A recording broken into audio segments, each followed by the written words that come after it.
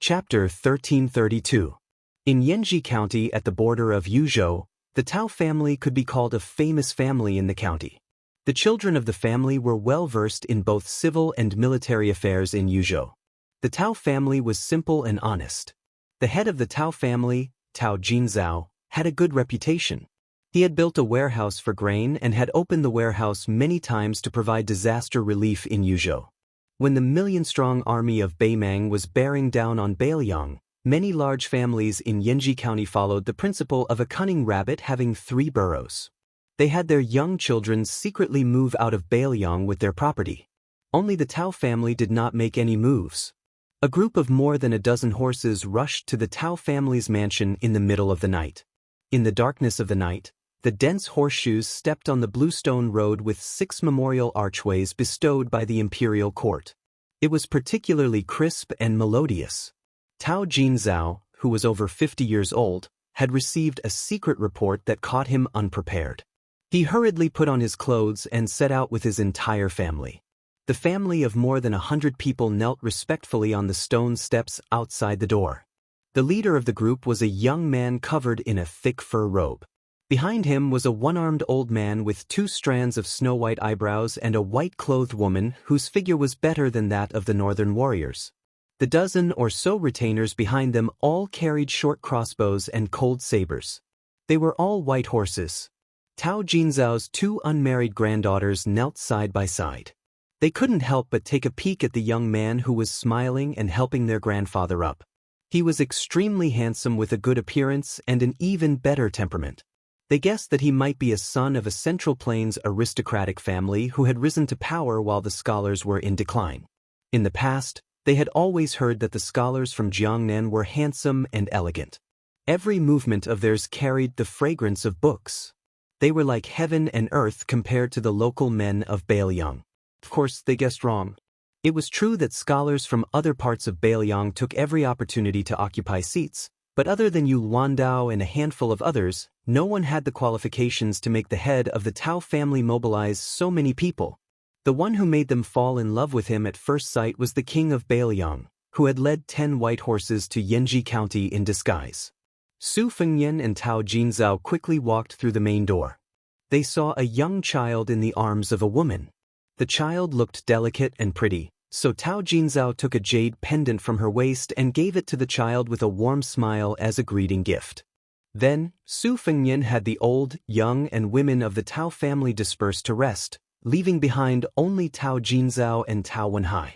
Without any polite greetings, Su Fengyan lowered his voice and asked straightforwardly, "Have you settled down the last group of spies from Lingzhou?" Tao Jinzao, whose emotions were surging, calmed down a bit and then reported, "This group of 26 individuals have already been placed in various places. The 3 groups of people have a total of 81 individuals.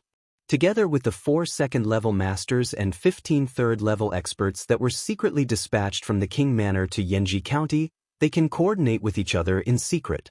Everything has been prepared, and we are only waiting for the northern Mang loyalists who have infiltrated our borders to walk right into our trap.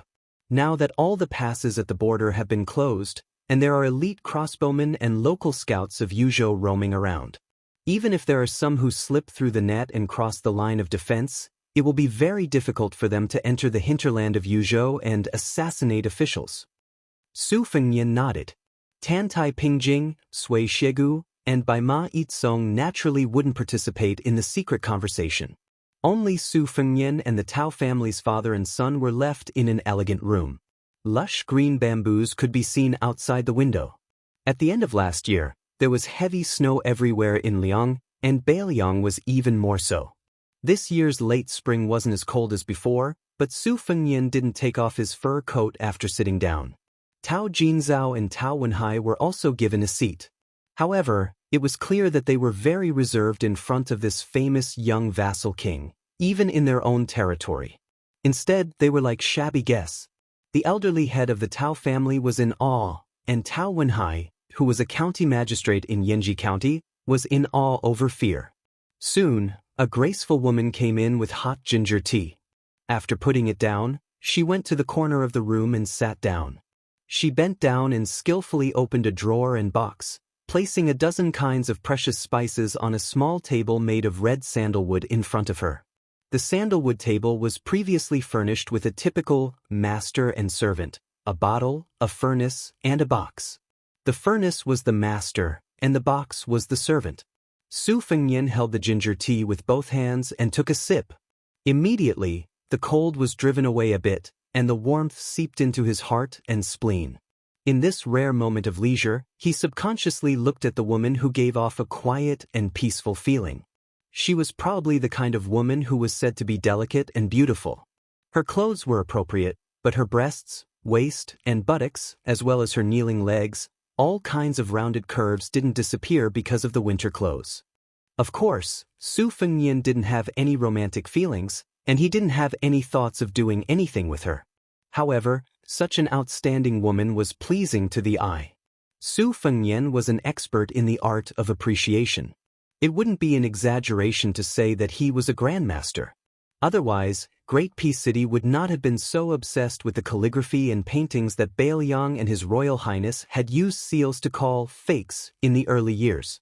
Su Fengnian looked over and knew that the brass incense burner came from the famous Nanzhu Huangju. The incense burner was very ancient and had diluted its toughness. After many years of maintenance, it gave off a bright red color like a famous sword that shone with light. If there were no accidents, the ashes in the incense burner would be the remains of agarwood that had been burned for many years. 10 years of burning incense and half a burner of ashes. Su Fengnian's mind wandered absent-mindedly.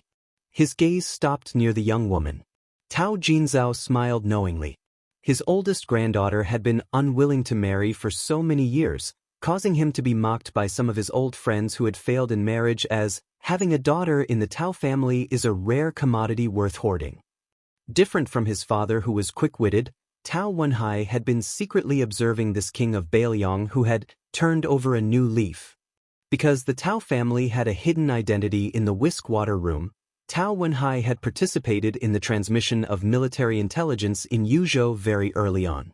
Compared to the other descendants of large Bailiang clans, Tao Wenhai was much more curious about Su Fengnian. Su Fengnian gathered his thoughts and said frankly, "Excuse me." The woman smiled sweetly. Su Fengnian took a big sip of ginger tea, put down the teacup, and said in a deep voice, "According to the intelligence that Chu Lushan dug out from the South Dynasty, the Empress of Beimang has long asked Li Mibi to make a plan to send assassins before the troops and horses move. Beimang's Jianghu forces are divided into 2 parts. Most of the top masters and all the low-level warriors have joined the army, while the middle-level masters are assigned to Li Mibi, the head of the Beimang spies, to accurately assassinate our border generals and civil officials. They won't go to the Bailiang Protectorate where Chu Lushan is to seek their own deaths. But Tao Wenhai, you are indispensable to the Bailiang and a core official who lacks personal guards, so you are the best target for the men of sacrifice of Beimang." Su Fengnian stretched out his finger and gently turned the teacup. The border to the north of Liangzhou is full of military towns and cities, so it's very difficult for the enemy to find an opportunity. In Yuzhou, it's much more complicated. Although the area around the mouth of the calabash is densely covered with webs of various sizes, their original purpose is to impede the rapid advance of Beimang's army. They don't have the power to deal with these men of sacrifice of Spiderweb and Jianghu masters. Even though Great General Yan Wenluan and Yuzhou General Huang Fucheng have already sent out 16 elite cavalry units of about 500 men to hunt down the fish that slipped through the net, I believe it's still very difficult for them to succeed. The real battle in Yuzhou will still take place within the border. Therefore, the Peregrine Falcon Eagle Guard in Wutangan and Whisk Room will mainly focus on the border counties like Yanji County. However, even though the Peregrine Falcon Eagle Guard has already sent out all their forces, when the time comes, they are bound to be flustered. Tao Wenhai gently glanced at his father, Tao Jinzhao, who nodded. Only then did Tao Wenhai say, "Your Highness, what this lowly official is most worried about right now is that after Beimang enters the border, Beimang will scatter their troops. Each troop will be led by one or several top masters. Even if we have the Peregrine Falcon Eagle Guard secretly protecting us and sending out a message at the cost of his life before he died, our men of sacrifice in the vicinity will immediately rush to the battlefield to encircle and annihilate them. I'm afraid that the enemy has concealed their strength in the previous attack and has no intention of retreating after succeeding in one strike. At that time, we may instead suffer a second round of heavy casualties. By the time we come to our senses, we will have no choice but to gather several main forces to intercept them. Perhaps the enemy's other top forces will begin to quietly make their move again. At this point, Tao Wenhai seemed to want to say something but hesitated. Su Fengnian smiled and said, "There's no harm in speaking frankly." Tao Wenhai went straight to the point and said, "After all, our Bailiang is only a sparsely populated place. We don't have the upper hand in this kind of battle of attrition of masters. Beimang's Daoist sect, chess and sword music school, Princess's Grave, and Mount Tibbing have all sent their elites to join the battle. Many famous Beimang Devil Path heroes are also working for Li Mibi. Our side is definitely at a disadvantage in terms of the number of level 2 and level 3 martial arts grandmasters. But it's precisely these kinds of people who can make the most decisive impact in the battle of assassination and counter-assassination. Our large number of light cavalry can't perform well. To put it bluntly, we may be led by the nose from the beginning to the end. We may not even be able to catch the corner of their clothes." Su Fengnian nodded and said, "In fact, there are 5 level 1 masters in Beimang with definite identities. They are the disciplinary elder of the Daoist sect, the great music school of the chess and sword music school, little idea of the Princess's Grave, and 2 famous devils. So this time, the whole history of Beimang's Jianghu has been dug out by His Majesty. Our Yuzhou will be the first touchstone for that old woman to reorganize the Jianghu." Tao Wenhai and Tao Jinzhao looked at each other and saw the deep worry in each other's eyes. Su Fengnian smiled and said, "Of course, the good news is that other than little idea of half-face makeup, the rest are only in the Vajra realm and the Finger Mysterious realm. Moreover, most of the level 2 grandmasters are from the chess and sword music school.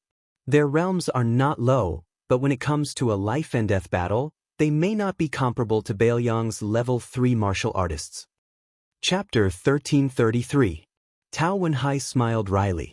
Since the enemy was so strong and difficult to defeat, this didn't seem like good news to be happy about. In the corner, the woman sitting with her knees bent slowly stirred the incense ashes evenly and cut the agarwood into small pieces. The charcoal and the agarwood were filled with a graceful beauty.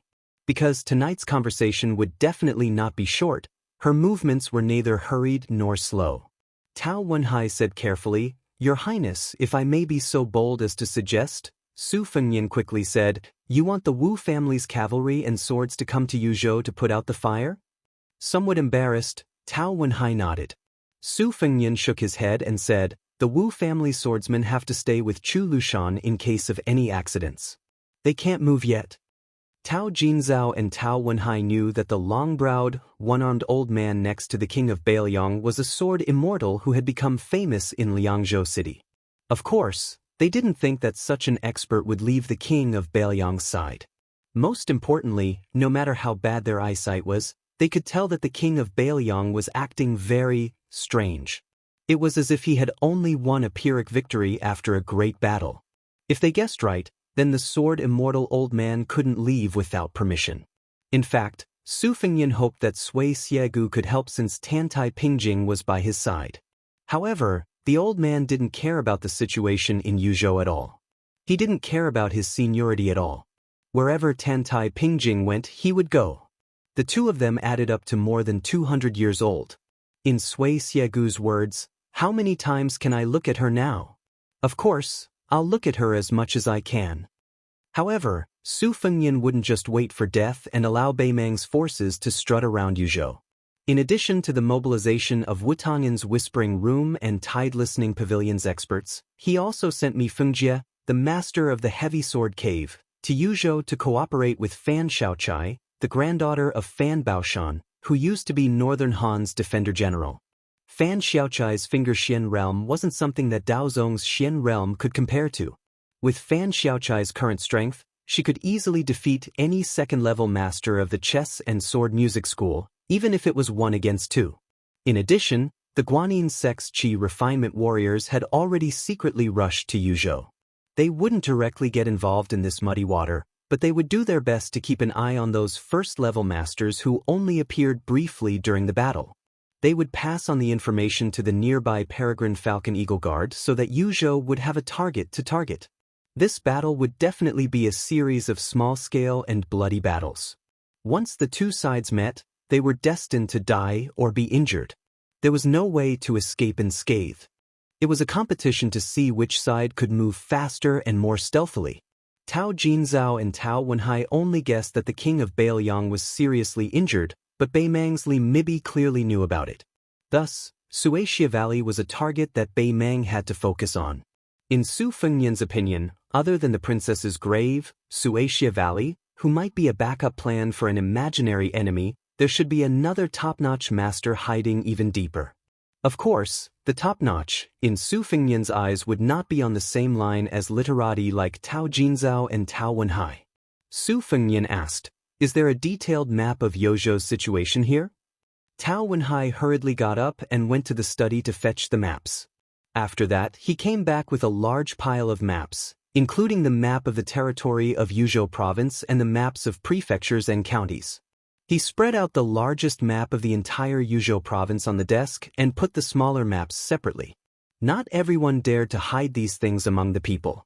Once the government found out, they would definitely be thrown into jail. Su Fengnian stood up, followed by Tao Jinzhao and Tao Wenhai. Su Fengnian inquired about the distribution of the men of sacrifice in each county of Yuzhou in detail, hoping to fill in the gaps. Naturally, the three of them would occasionally talk about the topography of each county. Tao Wenhai was surprised to find that the king of Vassal knew the geography of Yanji County like the back of his hand, which many locals of Yanji County did not know. He could also casually mention the garrison troops and commanding officers in each county. He even knew the background and character of the generals who were no higher than level 6 or level 7. Tao Wenhai could not help but suspect that he, a small county magistrate, could not escape from the king's eyes. For a moment, he was worried that he would leave a bad impression on the young king. The three of them chatted for 4 hours. The young woman sat in the corner with her legs bent, except for pouring incense, tea, and candles. Chapter 1334. Her name was Tao Tanxiang. She wasn't trying to please the king of Bailiang. In fact, she had been paying attention to Su Fengnian for a long time. At that time, he was still the infamous good-for-nothing His Royal Highness. Tao Tanxiang's father, Tao Xianlong, had spent a lot of money to buy a famous painting from Bailiang Palace. It was Ladies of the Dragon Palace, from the Western Shu Kingdom of the previous dynasty. When she saw the two huge fakes, she was stunned. How could there be such a bastard in the world who would waste natural resources so recklessly? Every time these celebrities and refined scholars opened a scroll, they would look at it with a pilgrimage mentality. It would definitely be passed down from generation to generation. As long as it was well preserved, it might even be placed on a table to be admired 500 or even 1,000 years later. Wasn't this guy afraid that he would go down in history because of those 2 words? Later, she was a little angry. As long as it was a painting with His Royal Highness's seal, she would ask her father to buy it back at a high price. It was funny. At that time, Tao Xianlong, who was only a secondary 7th-rank official, spent a lot of money to buy fakes.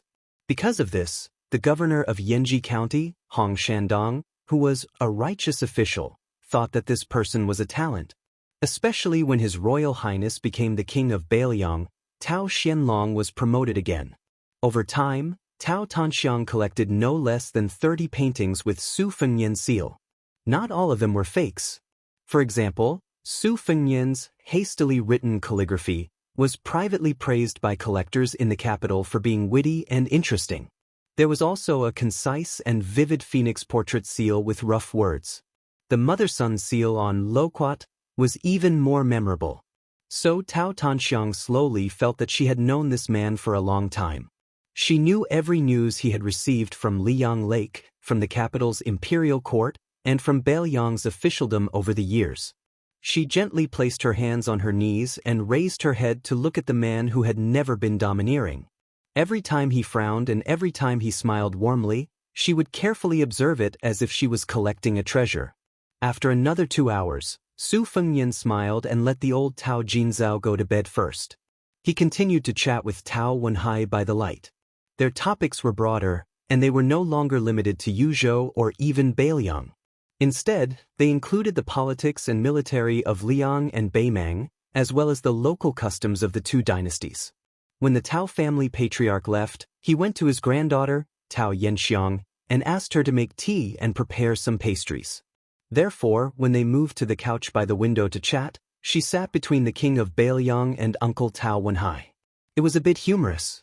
When the sky began to brighten, Tao Wenhai, who was in high spirits and didn't feel sleepy at all, still got up and bid farewell. He asked the king of Beiliang to allow Tao Tanxiang to stroll around the Tao residence with him. Su Fengnian smiled and nodded in agreement. The two of them strolled toward the Tao library. From beginning to end, the two of them were shoulder to shoulder apart and didn't give off the feeling of being neither close nor distant. Su Fengnian said apologetically, "Miss Tao, you've worked hard." She shook her head and said with a smile, "It's not hard at all. It's just that grandfather might be a bit disappointed, but I'm not disappointed. I'm very content." Su Fengnian smiled knowingly and didn't mince his words. You don't have to worry about not being able to find a husband. Nowadays, there are a lot of handsome scholars who want to become officials, and there are also many who are talented and learned. Tao Tanxiang made a sound of acknowledgement and walked closer to the building. She said, "People of the world value editions and complete order when it comes to collecting books. For example, there is a saying that 1 page is worth 100 taels of silver and a set is worth 1,000 taels of gold. However, our library doesn't care about this.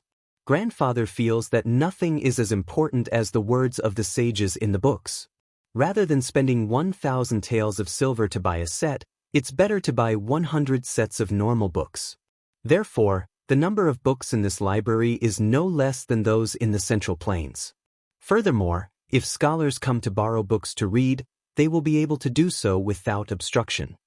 Su Fengnian nodded and said, "I've heard that your Tao family is also fully responsible for the food and lodging of the scholars who come to study. That's very rare. The scholars of Beiliang don't travel as much as the Central Plains, but because of your Tao family, Yanji County doesn't lose to Jiangnan." Tao Tanxiang said gently, "My father once said that a prosperous family is like a person with plump skin. However, if the yang energy is too strong and isn't adjusted, there will be a day when the internal organs will be damaged. Thus, our Tao family's year after year of disaster relief, borrowing books, and kindness to our neighbors are all necessary treatments. We can't wait until the illness is beyond cure to mend the pen after the sheep is lost." Su Fengnian joked, "Just based on these words, your father is more than qualified to be a governor." Su Fengnian walked toward the door of the Tao Manor. As he crossed the threshold, he said to Tao Tanxiang, "You should go back first. It's very hurtful for a woman to stay up late. I still have to go to the memorial arch to wait for someone." She narrowed her eyes and smiled brilliantly. She said mischievously, "It's fine. I really want to know who in the world can make the king of Beiliang wait." Su Fengnian dismissed it with a smile. The two of them stood under a memorial arch. After waiting for a long time, a carriage and a group of more than 100 white horses finally appeared at the end of their vision. Tao Tanxiang turned her head and happened to see him smile. She saw him quickly walk over to greet them. She did not follow. She stood where she was and watched his figure gradually disappear into the distance. The carriage and the group of riders neatly stopped. Tao Tanxiang saw a young woman whose face could not be seen clearly walk down from the carriage. Su Fengnian looked at the woman who had come all the way from the prince's mansion in Liang province. He asked gently, "Are you cold?" She shook her head. One of the riders who had come with the white horse righteous attendant did not dismount from his horse. He only exchanged glances with Su Fengnian and nodded. Then, he turned his horse around and rode away. This rider did not carry a saber or a crossbow. He only carried a heavy iron spear. But with this rider and spear, the entire Yuzhou would not fall into chaos. Su Fengnian asked for a war horse from the white horse righteous attendant. He first carried her onto the horse. Then, he mounted the horse himself. The two of them rode together. Su Fengnian said apologetically, I promised you before that I would see the scenery of Baoyang. She leaned into his warm embrace and did not say anything. Su Fengnian squeezed the horse's belly and galloped along the path the white horse righteous attendant had taken. Other than the two of them and the horse, there was no one else around. Her face glowing, she raised her hands to her mouth and said with a childish smile, Su Fengnian takes Lu Chengyan and the white horse righteous attendant to Baoyang. The white horse righteous attendant to Baoyang. A thousandly swift wind. Chapter 1335. When Beimang's army was pressing on the border on 3 fronts, the Liang imperial court had not learned of this matter. Baoyang would not pass this military intelligence to the capital. Even if the capital heard of this, they would probably only breathe a sigh of relief. Barbarians killing barbarians, dogs biting dogs, it had nothing to do with them. It would be best if both sides were heavily injured. It would be a great thing to drive away bad luck for the Liang imperial court. On the straight official road outside the south gate of the capital, there were 4 people who didn't have passports. A couple with a child. The child was riding on the neck of the man with the sword. It was clear that they were a family of 3. Then there was an extra white-clothed person beside them. This white-clothed person gave people a vague feeling. In terms of appearance, he was not outstanding. He did not have the beauty of a woman, nor was he as handsome as a man. The people nearby did not dare to look at this person. They only glanced at him. But when they thought about it, he should have left some impression. But they did not have the courage to look again. As for the inconspicuous family of 3, they were naturally ignored. The man holding his child's legs looked at the city walls of Great Peace City and sighed. In the world, this is probably the only city that can make things difficult for me. I want to go in, but I'm afraid of causing trouble. The 3 of us do not have proper identities in Liang, and we can't really force our way in. It's also not appropriate to sneak in at night. At the time, there was a person surnamed Xie in the city. He was not my match in fighting, but it was easy for him to find me. I wanted to take my wife and daughter into play, not to go in and kill everyone. For this kind of thing, it would be better if I was 20 years younger. The white-clothed person laughed coldly. Didn't Hong Shixiang do it? The man said helplessly, Aren't you comparing me to Ancestor Lu? The white-clothed person said calmly, In terms of those unclear identities, would you lose? Even in terms of martial talent in this life, you would not lose. In the end, you fell to a state worse than Tuoba Bodhisattva. The man had a smug look on his face as if he had nothing to say to her. His wife quickly smoothed things over and said with a smile, My husband was born lazy. Actually, isn't it pretty good? He doesn't have to fight with others for no reason. It's also peaceful.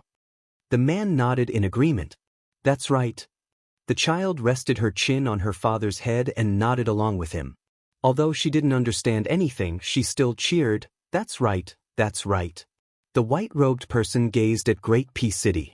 Over the past 800 years, from the Great Qin dynasty to Liang, apart from the most majestic city in the world in front of her, she had been to almost every capital city. The child suddenly said, Father, didn't Mother say before that there was a guy who liked to wear green clothes who often went to the city?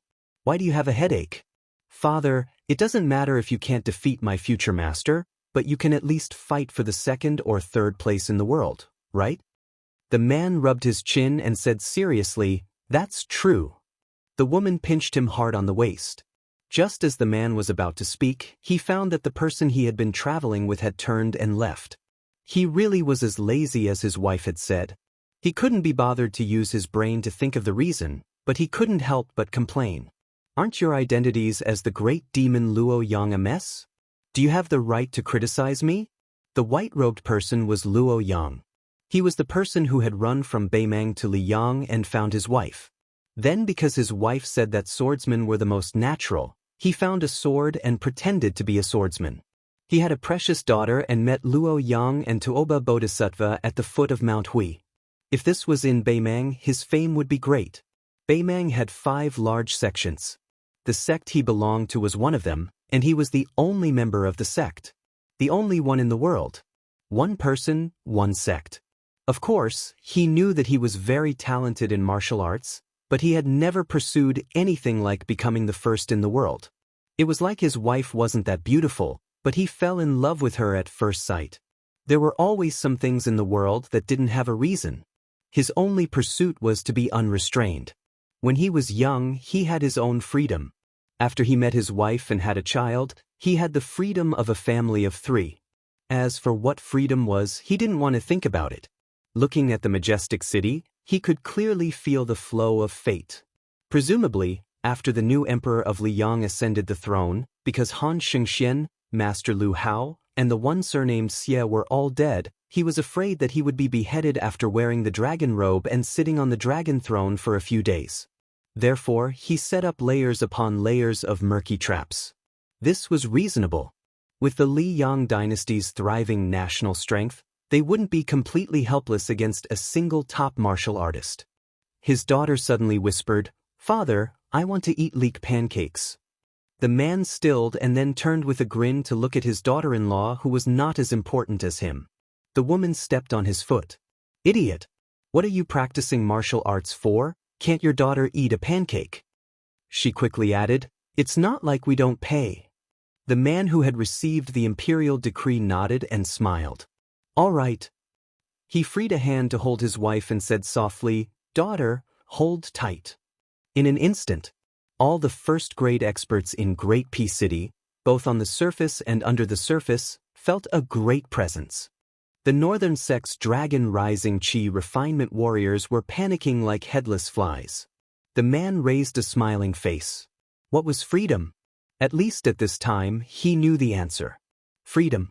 That was when his daughter said she wanted to eat pancakes. Even if the entire Great Peace City wanted to stop her, they could not stop him. Huyen Grand Monastery.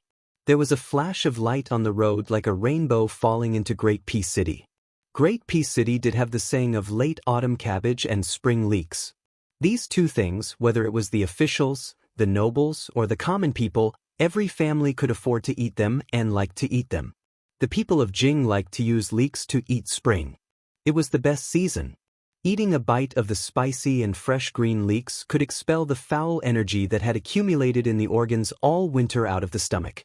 In the Zhao family manor, which was the largest building in the capital, the burps of many officials emitted the smell of leeks, not to mention the farts that came out from under the buttocks of some officials.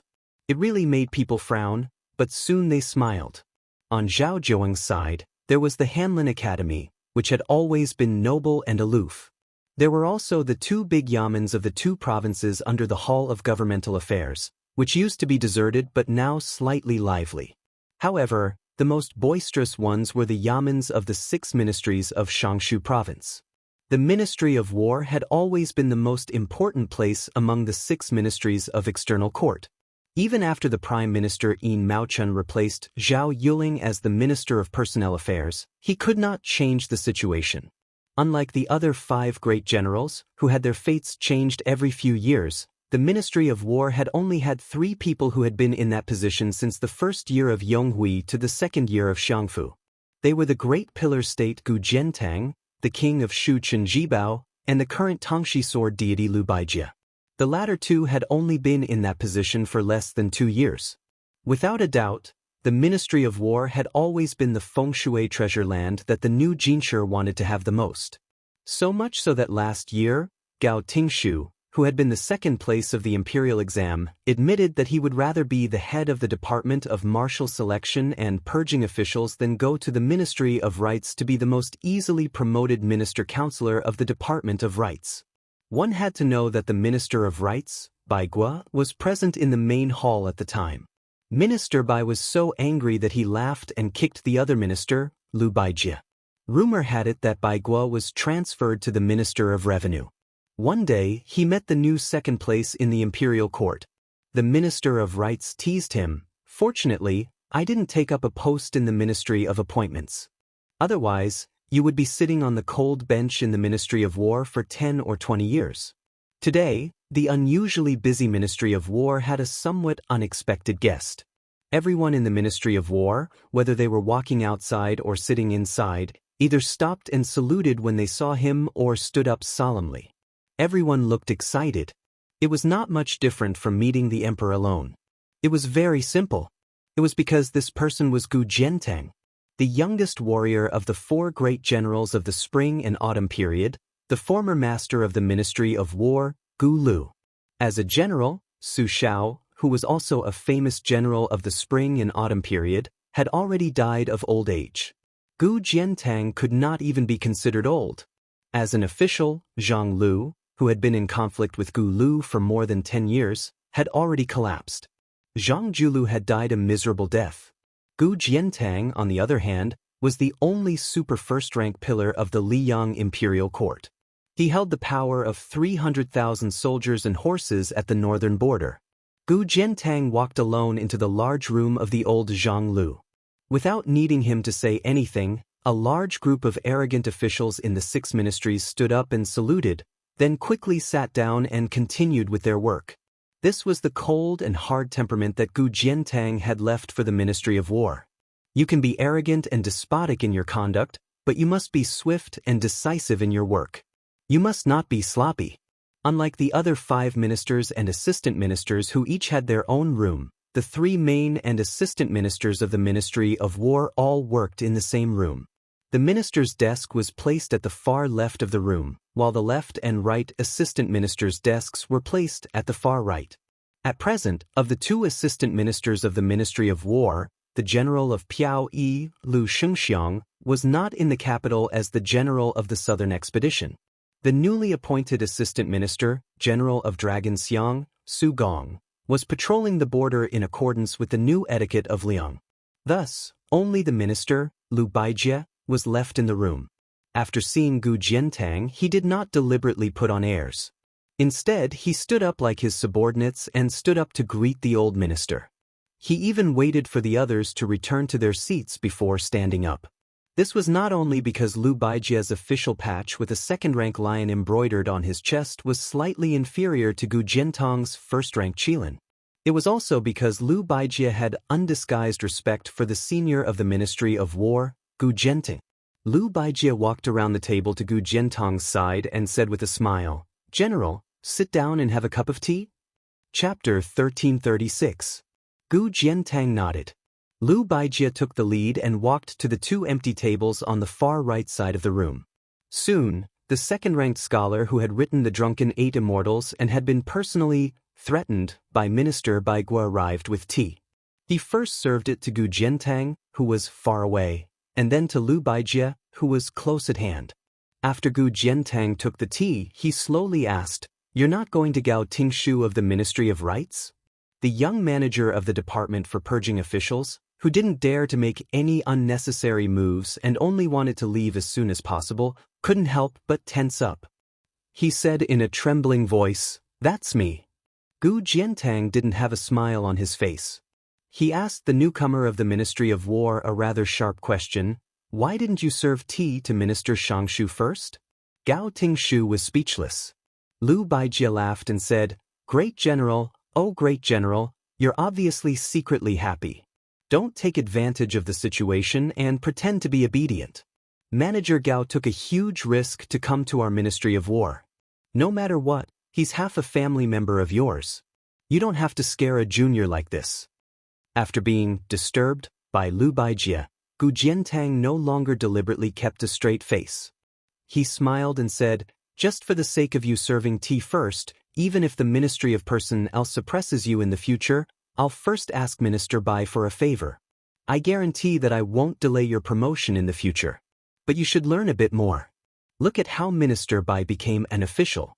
He not only gave himself a way out of the embarrassing situation, but also made you remember that he helped you get out of trouble." Lu Baijie's face was full of helplessness. Hey, great General, you're not being kind. It's one thing to freeload tea, but you're also undermining me. In the future, I'll have no prestige in this room." Lu Baijie turned his head and glared at Gao Tingshu. He pretended to be angry and said, "Stinking brat, get out of here. Aren't you afraid that I'll make things difficult for you? Do you want to annoy all the ministers of the 6 ministries? When the time comes, even if you have the great general to protect you, at most you'll have to run to the border to drink the wind and eat the sand." Gao Tingshu hurriedly wiped the sweat on his forehead, turned around and trotted away with a silly smile. The officials of the Ministry of War, who were actually secretly listening, immediately burst into laughter. Amidst the laughter, everyone was naturally envious of Gao Tingshu's good fortune. He immediately left a good impression in the hearts of the two ministers of war. Gu Jiantang finished the tea in one gulp. After putting down the teacup, he sighed, "It's not easy for Minister Lu." Lu Baijie lowered her head and took a sip of the bitter tea. She nodded with a bitter smile and said, "It is quite difficult." Gu Jiantang was silent for a long time. After standing up, he said, "I'm about to leave the capital and return to Liaoxi. I won't disturb you any longer." Lu Baijie stood up as well and said calmly, "Let's see the Grand General off." After the two of them walked out of the room, Lu Baijie hesitated for a moment before asking in a low voice, "Is the Grand General really leaving?" Gu Jiantang grunted. Like the Minister of War beside him, he was not as relaxed as he was in the room. His expression was serious. "If I had decided to stay before we reached the capital, there would still be hope. Now, even if I insisted on staying, do you think it would be possible?" Lu Baijie was speechless. The Grand General Gu Jiantang's meaning was not deep. When the late emperor was alive, Gu Jiantang had accompanied him all the way back to the capital. However, he still could not persuade the late emperor to let him, a pillar of the northern region military and politics, replace Lu Shengxiang to preside over the southern expedition. Now that the new emperor had ascended the throne, how could Gu Jiantang rely on his past achievements to coerce the new emperor? In fact, Gu Jiantang and Lu Baijie both agreed with a certain someone's prediction of the situation. The suppression of the rebellion in Guangling should be done quickly. The imperial court had sent Lu Shengxiang, Yang Xinxing, and Yan Jinchuan to the southern expedition, assisted by several vassal lords. In terms of military strength, it was actually enough. It could not be considered a genius, but it was certainly not a bad move. However, a very small number of people had forgotten one thing. The deployment of troops and the deployment of troops on the battlefield was much more straightforward than the officialdom where everyone could sit behind closed doors and drink slowly. Lu Shengxiang had excellent talent as a general, but at that time, the undercurrent of the imperial court did not give this general of the assistant minister of the Ministry of War a chance. Not only did he not have a chance, but he was also a burden to the point where it was extremely difficult to deploy troops. As a result, the imperial court forcibly turned the situation into a rotten quagmire. If Gu Jiantang had been in charge, even if there was a group of rich playboys who did not know the immensity of heaven and earth stirring up trouble, Yang Xinxing absolutely would not have been greedy for merit and rashly advanced. Thus, the imperial court would not have harmed Yan Jinchuan's entire 30,000 cavalry and caused the two vassal lords, Zhao Ying and Zhao Sun, to almost be sent to their deaths. Gu Jiantang quietly slowed down his steps and said, "Lu Shengxiang has obtained the position of General Piaoyi. If nothing unexpected happens, he will vacate the position I just sat in. At that time, my subordinate, General Tang Taizhuang of Liaoxi, will enter the capital to take over. This is not good news, but it is also not bad news. I'm just taking this opportunity to tell you about it first. Tang Taizhuang is different from Lu Shengxiang and Su Gong. He is not good as an official, but he is very good at leading soldiers in battle. After he enters the Ministry of War, Minister Lu, you should try to get him to bring a few young people with him to the Guangling circuit. At that time, it might be south of the capital." Gu Jiantang said calmly, "The reason I'm saying this is not out of selfishness. I want Tang Taizhuang to have a smooth career as an official. I just hope that in your hands, the Ministry of War can retain the taste of the battlefield for a few more days. In the future, those sitting in the Ministry of War probably won't know what horse dung tastes like, and even fewer will have calluses on their thighs from riding horses." Lu Baijie sighed and said, "This matter shouldn't be too difficult." Gu Jiantang suddenly turned his head to look at the former Gu Lu. In the dusk, there were still some remnants of the spring sun shining on the roof. Gu Jiantang then smiled at Lu Baijie and said, "There's no need to see me off. I'm going to a place I never had the chance to go before." Lu Baijie stopped in her tracks and watched the great general leave. He knew where Gu Jiantang was going. The former Zhang Lu. Zhang Lu was originally where the Ministry of Personnel was located. After all, No matter how arrogant Gu Jiantang was when he controlled the Ministry of War for many years, the Yamen of the Ministry of Personnel was still nominally the most important place of the external court in Lin. Later on, Zhao Yuling parted ways with his teacher, and the Ministry of Personnel was moved. At that time, Wang Xiongui, the only one left who stood firmly behind the Grand Secretary as a proud student, did not move into Zhonglu.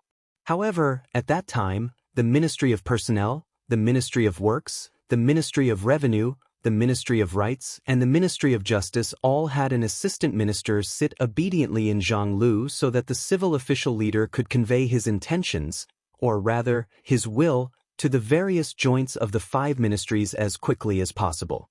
Now, Zhao Yuling was promoted to the Hall of Governmental Affairs, and Yin Maochun was in charge of the Ministry of Personnel.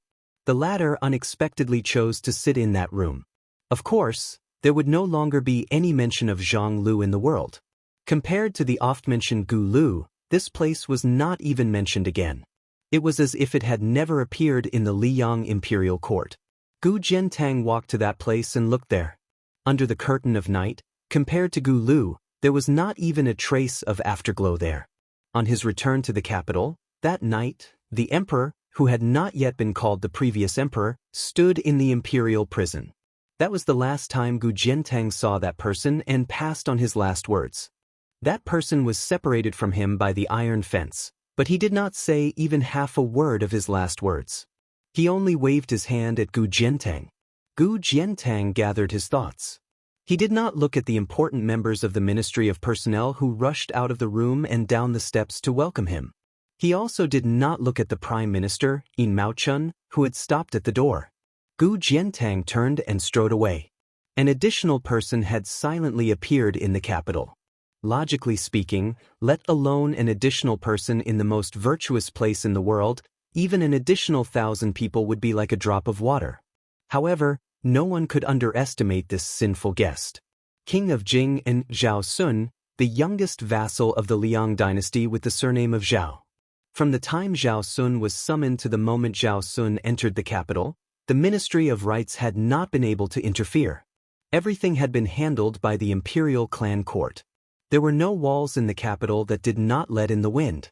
Small news had already begun to spread rapidly in the higher levels of officialdom. However, no one knew whether Zhao Sun's trip to Great Peace City was a blessing or a curse. In the battle outside Yaoyu Pass, the Duke of Huainan, Zhaoying, who was also a vassal of the imperial clan, had died in battle after 3 victories. It was not appropriate to say that he was sullen, but it was also wrong to say that he was brave. He was brave, but he was too unstrategic. Abandoning the 3 passes and running to the plains to play a battle of cavalry, how could he be called wise? As for Zhao Sun, there was more praise than criticism. After all, this king of Jing had gone to save the Duke of Huainan and had almost been killed by the cavalry of the West Chu rebel army. The 2 vassals, who were 1 generation apart, did not have much of a relationship. From this, one could see that Zhao Sun's loyalty to the court was unquestionable. Compared to his father, the old king of Jing and Zhao Heng, there was a world of difference. However, His Majesty the Emperor had just inherited the throne, and the Emperor's heart was hard to fathom. Zhao Sun temporarily lived in a mansion on Junwang Street that had nothing to do with him. More than 100 years ago, it had been the private residence of a powerful official of the Liang dynasty. It was extremely illegal and occupied a large area, with more than 400 rooms. Among them, there were even halls that were several zhang above the street level outside. Later, about 40 years ago, the Liang Emperor bestowed it to Prince Zhongyi. Unfortunately, the title of prince was only hereditary for 1 generation before it was lost due to a crime. In the last 40 years, it had changed hands several times, and the owners did not live far away. The most famous of them was, of course, the old Grand Preceptor of West Chu, Sun Shiji. Although Zhao Sun was nominally a vassal who had gone to the capital to ask for punishment, the wording of the imperial edict was very strict. If not for the blind Mr. Lu's prediction, Zhao Sun really might have been scared out of his wits. At the time, Lu Su's words were very simple: "Since you have gone, you should make the best of it." Chapter 1337. Since Zhao Sun was already here, he might as well make the best of it. These few days, he would often stroll around the mansion alone, admiring the bright corridors, towering ancient trees, and the surrounding mountains to his heart's content. At this time, Zhao Sun was standing in a pavilion in the middle of a lake with a smile on his face. The right leader of the imperial clan court, who had escorted him here after arriving in the capital, looked at him with disdain. Zhao Sun looked at him like he was looking at a wild dog on the side of the road. Perhaps he had heard some news yesterday and came here in a hurry to repair their relationship. His wrinkled old face bloomed with a smile. Of course, Zhao Sun would not make a fuss about it on the surface. He even gave the right leader a mercury jade thumb ring that he had prepared beforehand. The old fellow's eyes lit up when he saw it. Clearly, Mr. Lu had carefully prepared such a small item that hit his weak spot. In fact, other than the jade thumb ring, Lu Su had also asked him to carry an ink-colored tortoise-backing stone with him. He said that if the right leader of the imperial clan came out to receive him, he needed to give this item away. Zhao Sun sighed with emotion. Lu Su, you really are a genius. When this king was still His Royal Highness, he always felt that the so-called top strategists like Li Yishan and Nalin Yusi were just heroes created by the times. Once placed in a time of peace and prosperity, they would fade into the crowd. Only after meeting you did he realize that no matter if they were in a time of peace or chaos, there would definitely be a place for them. Zhao Sun had previously thought that using the destruction of 6,000 cavalry to complete the retreat in order to advance arrangement was too heavy a price. But when Zhao Sun came to Great Peace City and stood in this mansion, he began to understand that Mr. Lu was right. Zhao Sun suddenly saw two figures appear on the shore of the lake and then walk toward the pavilion in the middle of the lake. No one led the way. Zhao Sun frowned and instinctively became alert. When the two gradually came closer, Zhao Sun was stunned. After recognizing one of them, he asked in confusion, "Brother Song?" The young phoenix of the Song clan, Song Kelly. The last time he came to the capital, Zhao Sun had a brief encounter with Song Kelly. Song Kelly bowed and said, "Greetings, King of Jing." Zhao Sun quickly smiled and said, "Brother Song, you don't have to be so polite." Song Kelly looked relaxed, and he was neither arrogant nor impatient. He didn't show the slightest sign of depression due to the decline of his family. Moreover, he and the gray-haired Confucian came to visit together, which made Zhao Sun very hesitant. Song Kelly said softly, "This is Mr. Yuan. Sun Shiji and the others from West Chu are just Mr. Yuan's guests." Zhao Sun wasn't stupid. He immediately figured it out. Her surname was Yuan, the real owner of this house. He was the #1 strategist of Liyang that his father, Zhao Heng, hated to the bone, half-inch elemental Tang Binshi. Zhao Sun bowed deeply. Junior Zhao Sun greets Mr. Yuan. Yuan Binshi didn't say anything. He just waved his hand. Song Kelly smiled and said, "I'm here to tell you that you can leave the capital and return to Qingzhou soon." Before Zhao Sun could react, Song Kelly's words of "very soon" came true very soon. A eunuch from the ceremony directorate, dressed in a bright red robe, held the imperial edict and walked towards the three of them. His steps were very fast, but he didn't seem to be in a hurry. The old eunuch holding the imperial edict nodded slightly when he saw Yuan Binshi. He then read the edict to the king of Jing, Zhao Sun. Zhao Sun naturally had to kneel. Song Kelly also took a step back and knelt to listen. Only Yuan Binshi was facing the lake and turned a deaf ear to it.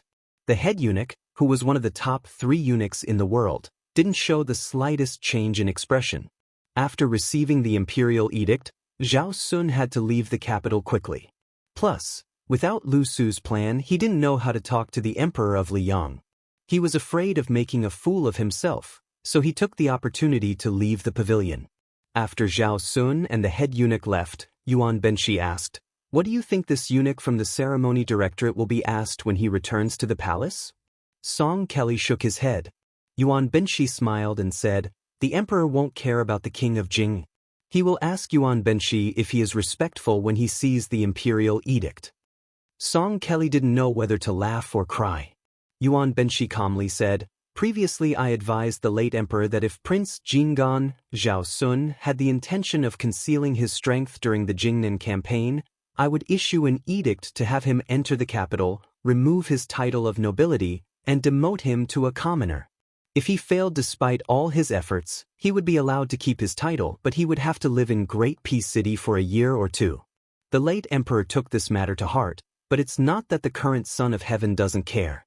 However, to the Son of Heaven, Zhao Sun is just an ordinary vassal king. The Son of Heaven wants to use this opportunity to imitate the way the late emperor dealt with Zhang Julu. He wants to test the waters and nibble away at him bit by bit. Song Kelly said in a small voice, "That's too hasty." Yuan Binshi didn't express his opinion. He struggled to open the conversation and continued, "Zhao Sun is very smart. It's not that he is smart. In fact, he is not as smart as his father, Zhao Heng. But he knows how to listen to the people behind him. I wanted him to stay in Great Peace City and watch the world change because Xiang Fan, as the backbone of the world, was too important and could not be lost. That blind but lively young person was a great variable. I originally wanted to completely disrupt the factions of Qingzhou and have either Su Gong or Tang Taihuang go to Xiangfan City. Now it seems that maybe one day, Qingzhou will become a place that the military will fight for. Liang, Beimang, Bailiang, West Chu, Western Shu, Nanjiang, all of these are possible. Song Kelly wanted to speak but stopped. Strategists, scholars who plan, their identities are set. They are just scholars. Then it will depend on how they plan for the people they support. But before that, they must find the right person. Yuan Benshi narrowed his eyes and said in a deep voice, "Li Yishan was right to find Su Xiao. Zhao Chongling was wrong. I was right to find the late emperor. Sun Ping was wrong. Nailan Yusi was right to find the Yen King Zhao Bing. Lu Su was wrong to find Zhao Heng and Zhao Sun." Song Kelly asked curiously, "Then Song Dongming, Su Beiji, and Chen Shiliang were right to find Su Fengyan?" Yuan Binshi said with a smile, "I don't know." Song Kelly asked seriously, "Mr. also has things you are not sure of?" Yuan Binshi asked in response, "Can there not be?" Song Kelly said with a smile, "Yes." Yuan Binshi smiled and then said, "I once asked 2 monks the same question. Killing thousands and reviving tens of thousands, is there something to do or not to do? When I asked if killing 10 people and reviving tens of thousands, Yang Taisui nodded and said there was something to do. But when I asked if killing 1 person and reviving tens of thousands, Li Xiaoxin still refused to nod." After Yuan Benshi finished speaking, he paused for a long time and pressed a hand on the pillar. He said, "Next, I will have you bring an imperial decree and a secret decree to Ji province. The former is for you to take root in Jinan. The latter is for you to give to that mad dog Yuan Tingshan, and have him boldly open the gates to Ji Bei." Song Kelly was puzzled at first, but then his face quickly paled. Yuan Benshi said coolly, "Just make Bailiang more chaotic. Those who seek the living live, those who wish for the dead to die. The Bailiang cavalry is the best in the world? Then let the entire Central Plains wait and see." Just like in the past, Great Peace City welcomed the flying literary talent of the first month that could not be missed. For a time, rumors flew all over the place. The imperial examinations began in Dafeng, flourished in West Chu, and flourished in Liang. In West Chu, the subjects of the imperial examinations were extremely complicated. After the reform in Liang, the emphasis was placed on the imperial examinations. In a certain person's hands, the imperial examinations gradually became more focused on trial and error. At first, there was a clamor that the Grand Secretary neglected learning and only favored the imperial examinations.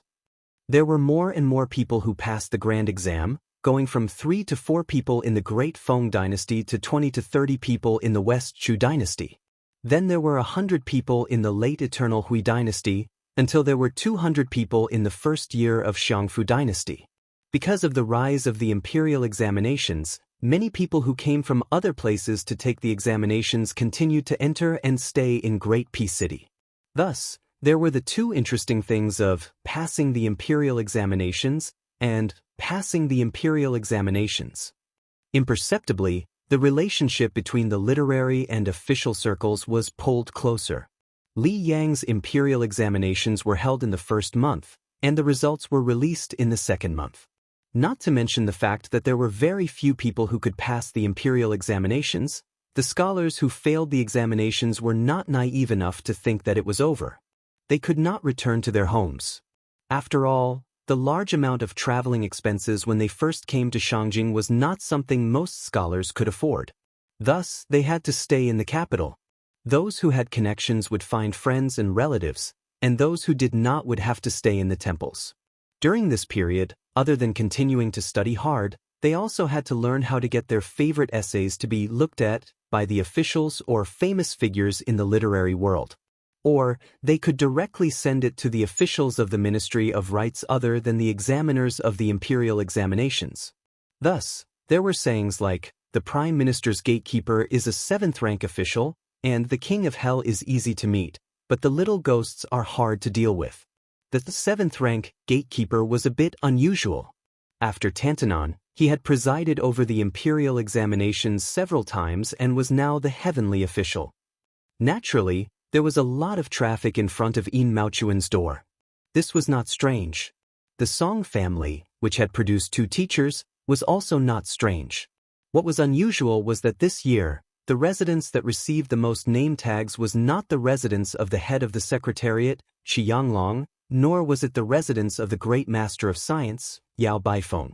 It was not the residence of Yan Jieshi, who was both a relative of the imperial family and a scholar. Instead, it was the residence of 2 young officials. One was the new assistant minister of the Ministry of Rites, Jean Lanting, who was rumored to be the next head of the Ministry of Rites, and the other was the new Right Chancellor of the Imperial College, Sun Yin. It was said that the name tags received by these 2 gatekeepers could fill dozens of large baskets. Chapter 1338. The 2 most popular officials in Liyang also showed completely different attitudes. Even though Jean Lanting had a lot of work to do, he still tried his best to meet all the scholars. Even those who could not squeeze into the assistant minister Fu because they were ahead of the Empress Dowager and could not meet, official Jean would carefully review the letters and give them back to them. He would not be careless in his responses. As a result, he had to stay up all night almost every day. Other than meeting the scholars in person, he would also reply to essays and poems. Some of the best poems would even be passed around by Jin San Lang among the 8 talents of the capital. It could be said that he did not spare any effort to help those scholars gain fame. However, when compared to Sun Yin, Chancellor Sun Yin's son, he appeared to be extremely unreasonable. He accepted the invitation, but during the first 10 days of the first month, he did not receive anyone. He only casually replied to 7 or 8 copies of the letters he received. It was just that this fellow's performance during the martial arts lecture at the directorate was simply too shocking. Don't forget, it was this person who won the battle of words that shook the entire court. Thus, even though this person who was recognized as arrogant in the capital wrote the words, "You don't know shit," in a letter, the person who received the reply still treated it as if he had received a treasure. He shamelessly spread the news and was treated as a joke by the entire Great Peace City. In just a few short years, it went from the Yellow Door Minister Fu to the Wine Minister Fu and then to the Assistant Minister Fu. Then, was it still far from the title of Minister Fu? After Jean Lanting sent off the other 7 of the 8 talents of the capital, he walked alone in the corridor. He knew that there was a mountain of letters on the desk in the study. He also knew that as long as the imperial examination had not officially started, the mountain would only pile up higher and higher. The Ministry of Rites was indeed the weakest of the 6 ministries. However, once he became an assistant minister, it was a clean yamen with oil and water. However, this kind of oil and water was more hidden than gold and silver. Jean Lanting stopped beside a pillar. He raised his head and closed his eyes. His face was filled with intoxication as he took a deep breath. Great Peace City, how can I, Jean San Lang, not be proud of my success? After a long time, Jean Lanting opened his eyes. His gaze was burning. He said in a voice that only he could hear, "Minister Fu, I will do better than you." The small house that Sun Yin currently lived in was rented. When he first rented it, he was only a small official in the province. The rent was lowered to 10 taels of silver every 3 months after Sun Yin racked his lips with the rich merchant. After Sun Yin's reputation rose, Fu Jia eagerly ran to Sun Yin's door and said that he wanted to gift the house to the right chancellor. Sun Yin didn't agree and only changed the payment from once every 3 months to once every year. Today, Sun Yin wanted to go out. Through the crack in the door, he saw that there were still a dozen or so people waiting outside. Sun Yin turned and left through the back door. In the end, he was still stopped by a shabbily dressed young scholar. Sun Yin's path was blocked. The scholar introduced himself with a thick Old Western Shu accent. Then, he bent over and handed over a stack of things with both hands. It could be many poems, or it could be a long essay. The scholar's face turned red. He mumbled something. It was clear that he had sent the examination to the assistant minister's manor. Most of the time, he had been examined by Jean San Lang. It was also certain that Jean Lanting had only given him a dull and tasteless greeting. That was why he came to Sun Yin's place to try his luck. Sun Yin fumbled around and took out a handful of silver. He opened his palm and asked, "I haven't taken a fancy to anyone in the past 10 years. The things in your hands will most likely be mine. I can't even be bothered to scold you." The high officials in the capital all cherish their reputation. When they meet someone like you, they will at most pinch their noses and give you some money to send you off. Then, do you want me to give you the silver so you can quickly pay back the rent you owe me and have a few good meals? Or do you want me to look at your things? The scholar from Shishu who had an average appearance and temperament shook his head and said, "I don't want money. I only want Lord Chancellor to look at my poems seriously." Sun Yin took back the silver. He took the stack of poems with neat handwriting. His left hand pinched a corner and his right hand casually flipped through 7 to 8 pages. Soon, he was about to hand it over to the scholar whose hands were full of frostbite. However, when the latter's hands were about to grab the poems, Sun Yin let go first. The poems immediately fell to the ground. Sun Yin looked at the scholar who had a stunned expression. He didn't know why, but he took out a small piece of silver. He casually threw it on the ground. When he brushed past the scholar, he sneered, "I won't pick up that piece of silver. To me, it is not worth mentioning. Your poem should be the same to you because it's too worthless." Sun Yin swaggered off just like that. After walking far away, Sun Yin turned his head to look at that person. The scholar who was wearing thin clothes was squatting on the ground, picking up the poems page by page. Sun Yin even saw that person raise his arm to wipe his face. Sun Yin sighed and slowly walked towards a mansion that wasn't too far away. When he arrived, the gatekeeper who was known to be extremely difficult to serve in the capital didn't stop him at all. He even revealed a very sincere smile. This was obviously not as simple as Sun Yin being the second in command of the Imperial College. Without needing anyone to lead the way, he found Tantanon who was eating peanuts and drinking wine in the study room. Sun Yin didn't say anything and just minded his own business and drank his wine. Huanwen smiled and said, "Sephora flowers are yellow, scholars are busy. When spring turns green, it means you are busy. Just get used to it. When you reach my age, you won't be busy anymore." Chapter 1339. Sun Yin, who had drunk several large bowls of wine, suddenly picked up a pair of chopsticks and lightly tapped the edge of the wine bowl. He softly said, "The capital's snowy night freezes one's fingers, the broken-down temple beggars snore thunderously, the vermilion gates and high walls are warmer than spring, the purple-clothed and white-clothed old nobility, one can't close one's eyes and beg." Listening to Sun Yin's long speech, Huanwen listened for a long time. A bowl of wine was brought to his mouth, but he didn't drink it. In the end, he couldn't help but laugh and scold, "What a mess!" Sun Yin stopped and didn't say anything. Huanwen drank a mouthful of wine and softly said, "But the meaning is still a little bit." Sun Yin calmly said, "I borrowed it with a piece of silver. I borrowed it, I can't afford it." Tantanon was shrewd and experienced. He only leisurely drank another mouthful of wine and let out a string of tisk-tsk sounds. It wasn't clear if the wine was too spicy or something else. Sun Yin asked, "There's no more wine?" Huanwen rolled his eyes and said, "Young people shouldn't drink to drown their sorrows. Young people don't know what sorrows taste like. Only 70 or 80 years old, tired of living, would drink to destroy people's livers. Sun Yin glared and said, "Don't be jealous, speak human language." Huan Wen slammed the empty wine bowl on the table and also glared and said, "You don't understand what I mean, kid? There's no more wine for you to freeload." Sun Yin slumped against the back of the chair. Huan Wen said angrily, "If you didn't know to take advantage of your official status and put your first month's salary into your pocket and quickly change it to a yearly payment with that merchant, you wouldn't even be able to enter my door, let alone drink those few bowls of wine." Huan Wen was really angry when he spoke of this. He used his finger to fiercely point at the youngest Right Chancellor in the history of the Imperial College. "You've got water in your head." With Bei Mang and Li Yang as the offensive and defensive sides, talking about martial arts? Talk your head. Huan Wen grabbed the wine bowl on the table and threw it at Sun Yin. He didn't care that Sun Yin's forehead was bleeding profusely. He said in a stern voice, well said, in the face of a national calamity, you don't care about your body for martial arts, you don't care about your reputation for literature. An inch of blood for every inch of land. What a good Bei Mang. Going straight to Great Peace City. In this world, only you, Bailiang Sun Yin, know the art of war and understand the current situation. Sun Yin simply closed his eyes. He did not fight back, nor did he retort. The more Sun Yin acted like this, the angrier Huan Wen became.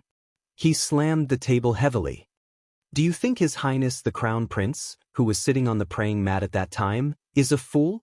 The head of the Secretariat, Xianglong, is a fool?" Huan Wen cursed. "Do you think I, Huan Wen, am a fool? F*CKU?" Sun Yin said indifferently, "I'm sorry, my mother died a long time ago." F*CKU? Also dead. I don't care if your 18 generations of ancestors are dead or not. Sun Yin did not speak anymore. Huan Wen paused, his expression distressed. His hands trembled as he said softly, "Bai Yan, never showed favoritism in his life. He only made an exception once for a bastard like you when he was alive." Sun Yin's expression was wooden. In the Imperial College, there were so many scholars who felt that the Bailiang's 300,000 cavalry should have all died. They even felt that it was okay if the millions of Bailiang citizens died. When Yan Jinchuan died, they did not do anything. When Zhang Julu died, they were satisfied.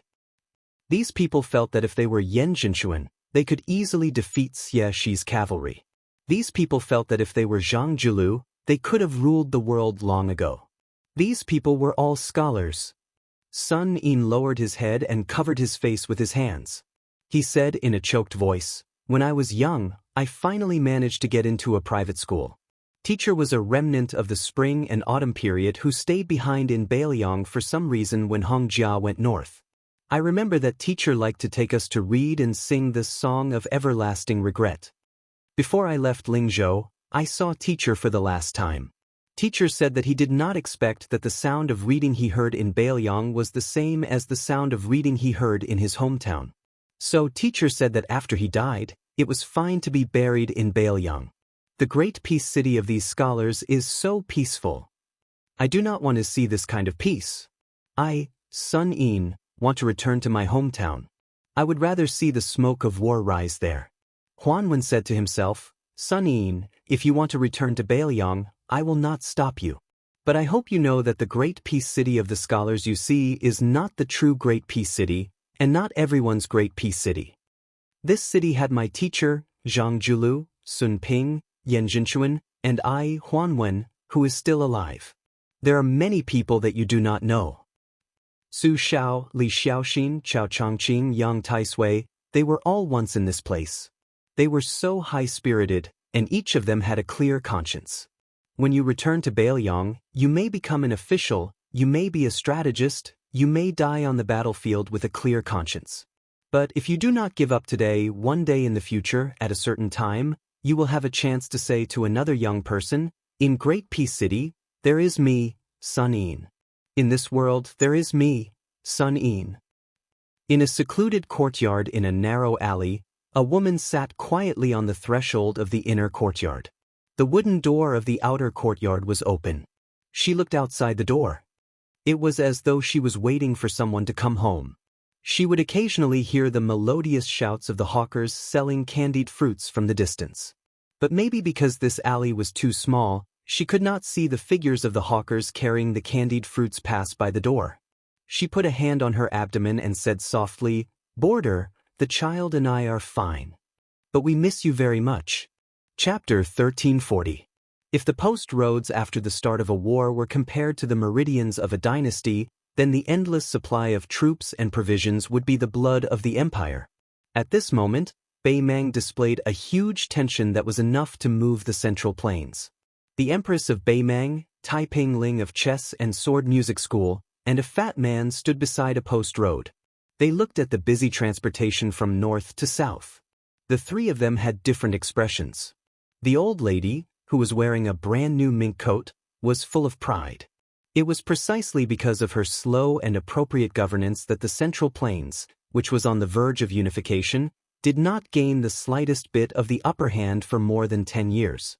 She even forced Liang to spend half of the country's tax revenue on the Eastern Front, and finally led to the revival of West Chu in Guangling Road. Among her subjects, there was still Tuoba Bodhisattva, Dong Zhuo, Lu Gui, Huang Songpu, Murong Baoding, Yang Yuanzan, and a series of meritorious generals, not to mention the grassland eagle with the surname Yellow. They were a gathering of stars, shining brightly on the vast grassland. Standing beside the Empress was an ordinary-looking old scholar in a green robe. This old man, who had spent 20 years traveling the Central Plains, had a cold look in his eyes. As for the fat man, who was constantly hugging his hands to expel the cold, his body was already huge, and after wearing the armor, he looked even more bloated.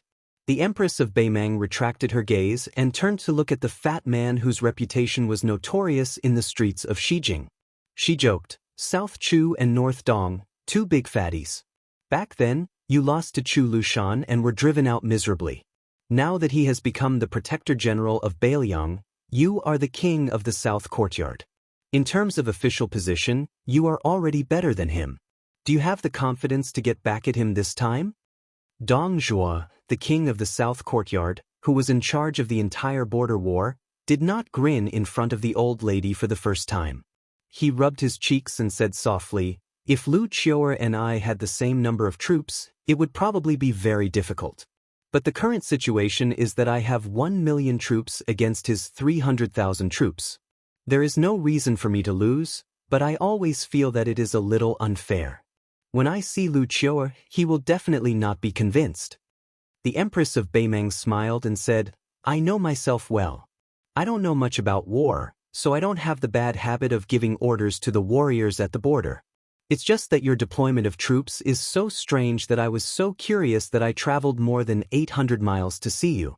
Even though the imperial decree of peace has patiently explained your intentions to me time and time again on the way, I still hope to hear it from your mouth. Otherwise, I won't feel at ease." After Huang Songpu heard about your deployment, he was so angry that his face turned ashen. He even shamelessly asked me to allow him to be the king of the South Courtyard again. He just wants you to pack up and get out of here, so that you don't squander the wealth that the South dynasty has accumulated for 20 years.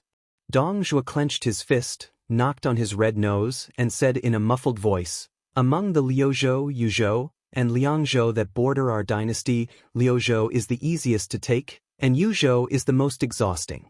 But of course, the northern line of Liangzhou is the most difficult to take." At this point, Dong Zhuo paused for a moment. The Empress of Beimang waited patiently, but the fat man was completely silent. After waiting for a long time, the old lady could not help but laugh angrily. "Are you done?" Dong Zhuo continued, "Logically speaking, it's better to break one finger than to injure all 10. The main force should attack Liangzhou and march straight down, swaggering all the way to the Beiliang Palace on Mount Qingliang before stopping. Using a relatively small number of troops on the two flanks to tie down Yuzhou and Liuzhou is the best strategy." The Empress of Beimang nodded.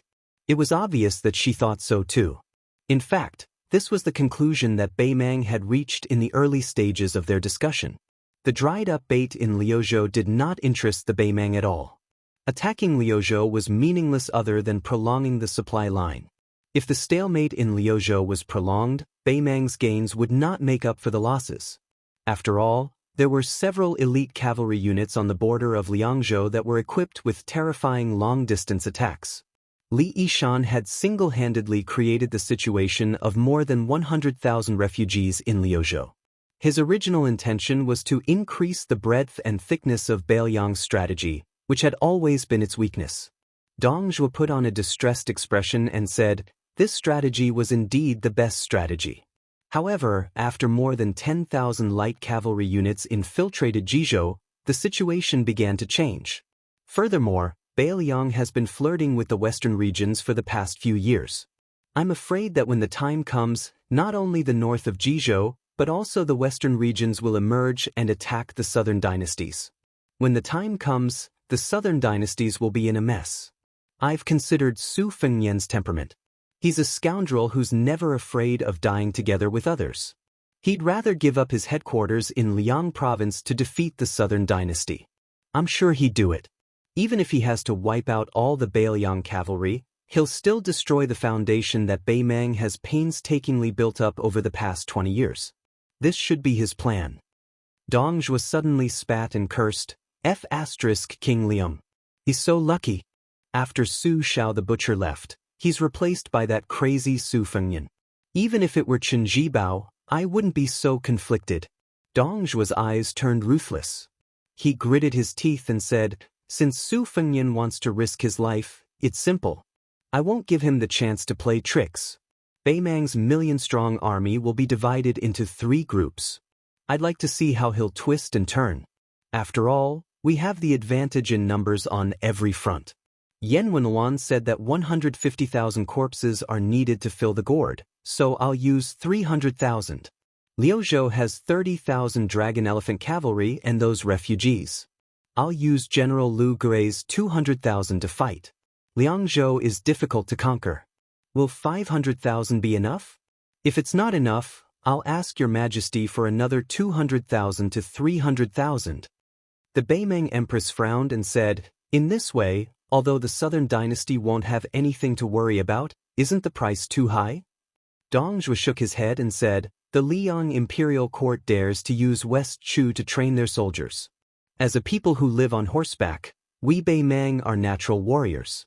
Why wouldn't we use Beiliang to train our soldiers?" The old lady wanted to say something but stopped.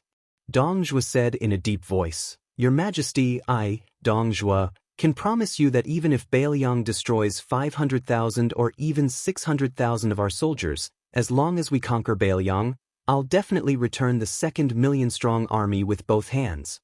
The imperial decree of peace finally opened his mouth and said, "Your Majesty, after winning this war, Beiliang and Jizhou will soon become the 2nd southern dynasty. All the civil officials of the southern dynasty are already prepared. Wherever the cavalry's hooves pass, it will be the beginning of the scholar's pen. This is the real backup plan that I've prepared for Beimang. As long as Beimang's army conquers those territories, I'll be able to manage those places immediately and let the Beimang dynasty's borders follow the war horses as they move southward." The Beimang empress nodded, but soon asked worriedly, "I'm not doubting your ability, but will the Liang imperial court give us enough time to digest the results of the war? Also, won't Gu Jiantang's eastern front take the opportunity to cause trouble?" The imperial decree of peace said calmly, "Everyone thinks that West Chu's revival is a flash in the pan, but I firmly believe that Chao Changqing will be able to see the top of Great and City's city wall." Dong Zhuo smiled and said, "Yuan Benshi and the others felt that after the Battle of Liangmang, even if they gave up the entire northwest to us, they would still have the 2 pillars of Liao, Gu Jiantang, and Western Shu, Chen Jibao, to support the border. Therefore, they were happy to see the last drop of blood of Beiliang. However, if it's really as the imperial decree of peace said, then Gu Jiantang will have to leave the 2 Liao and return to Graydon City.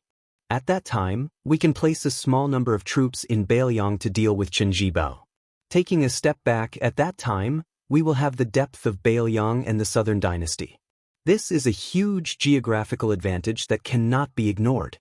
Naturally, we will be able to greatly reduce the losses caused by Chen Jibao's troops. No matter how amazing Chen Jibao is, it will be difficult for him to turn the tide in a short period of time. However, we can follow West Chu's lead to Greaton City and take a look at the world's largest city with a population of millions. I Dongjua must go and see how tall the city wall is. The old woman said emotionally, after training with the Bailiang cavalry, then climbing up the city walls of Great P City, and taking care of Gujiantang and Shenjibao in the Central Plains, the men of Beimeng will kill their way to the southern border and throw themselves into the sea. Even though I am a woman, I feel heroic just thinking about it.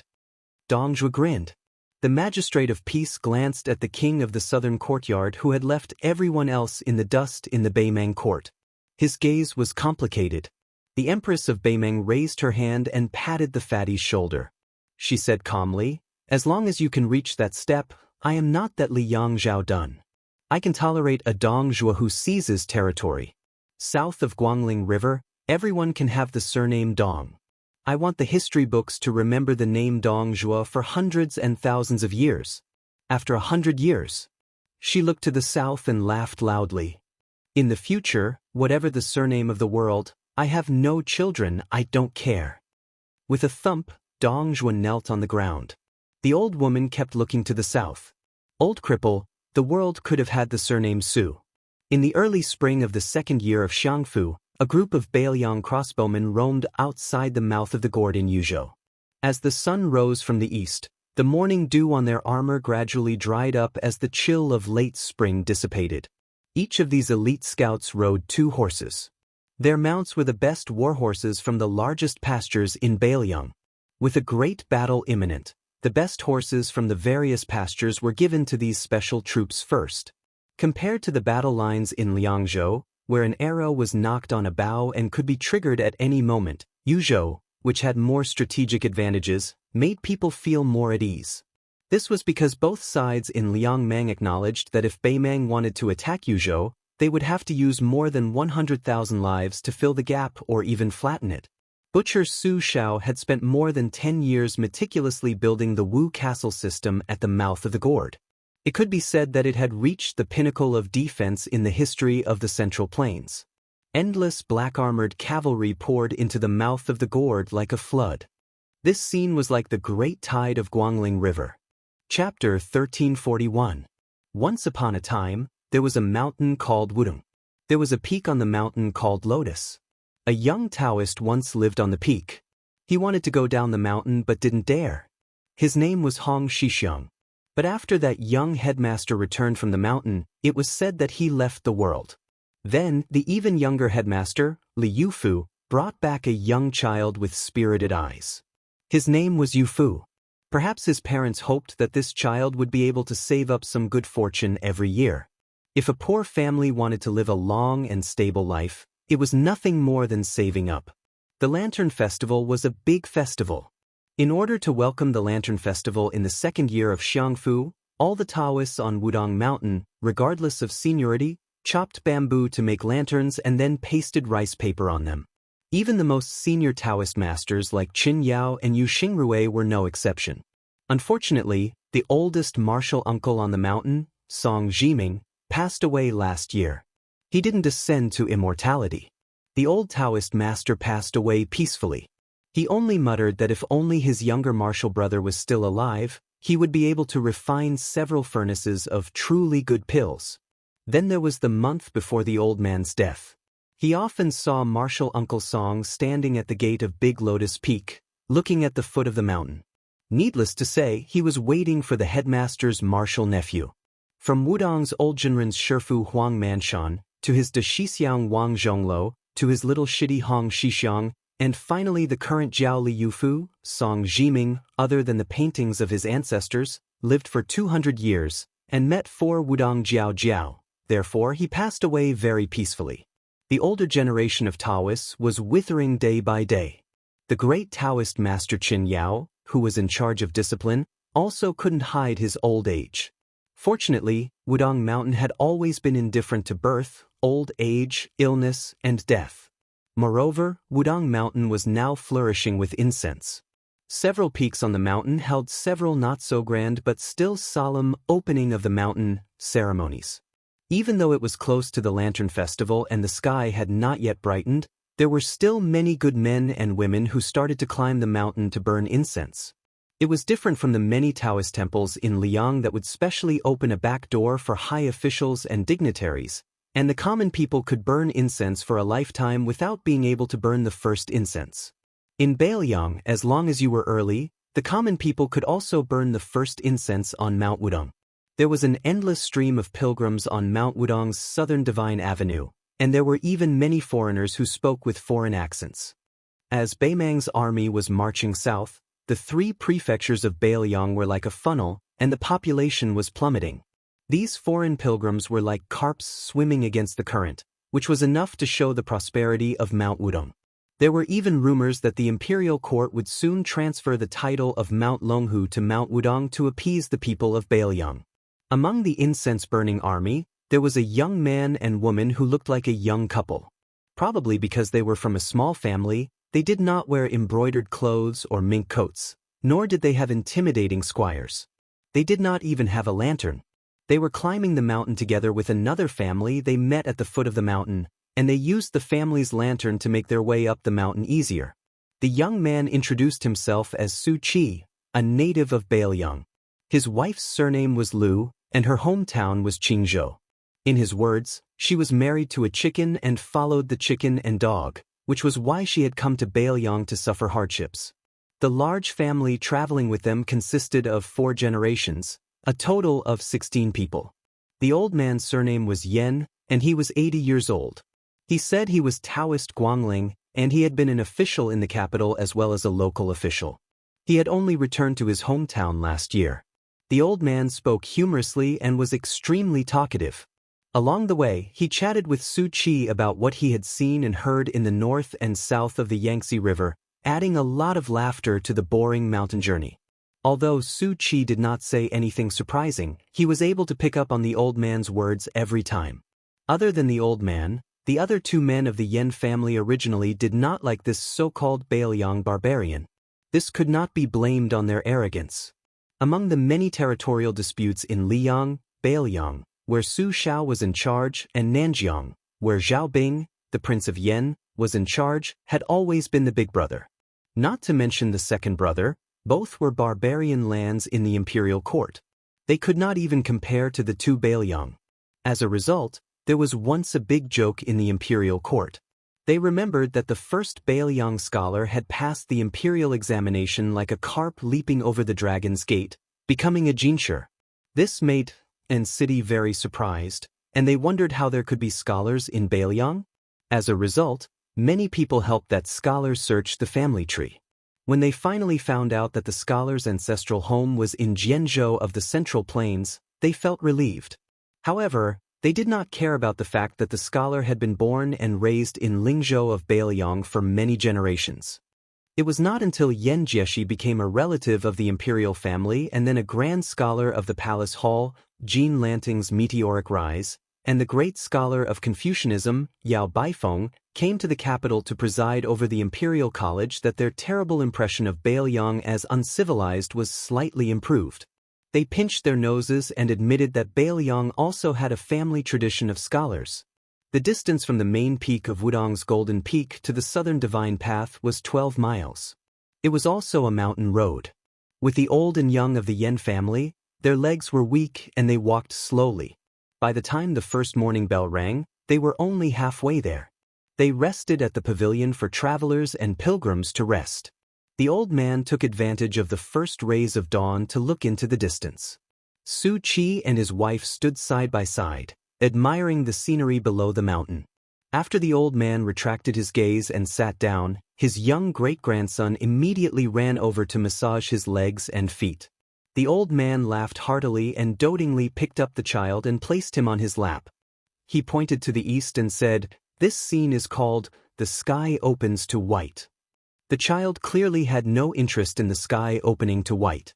He raised his head and asked in a childish voice, "Great-grandfather, is there really an immortal on the mountain like my mother said? Can immortals ride on the clouds?" The old master of the Yen family laughed heartily and stroked the child's head. He did not give an answer. He only turned his head to look at the mountain peak shrouded in clouds and fog. He sighed softly and said, I don't dare to speak loudly for fear of alarming the people in the sky. Chapter 1342. The child who did not get an answer kept pestering him.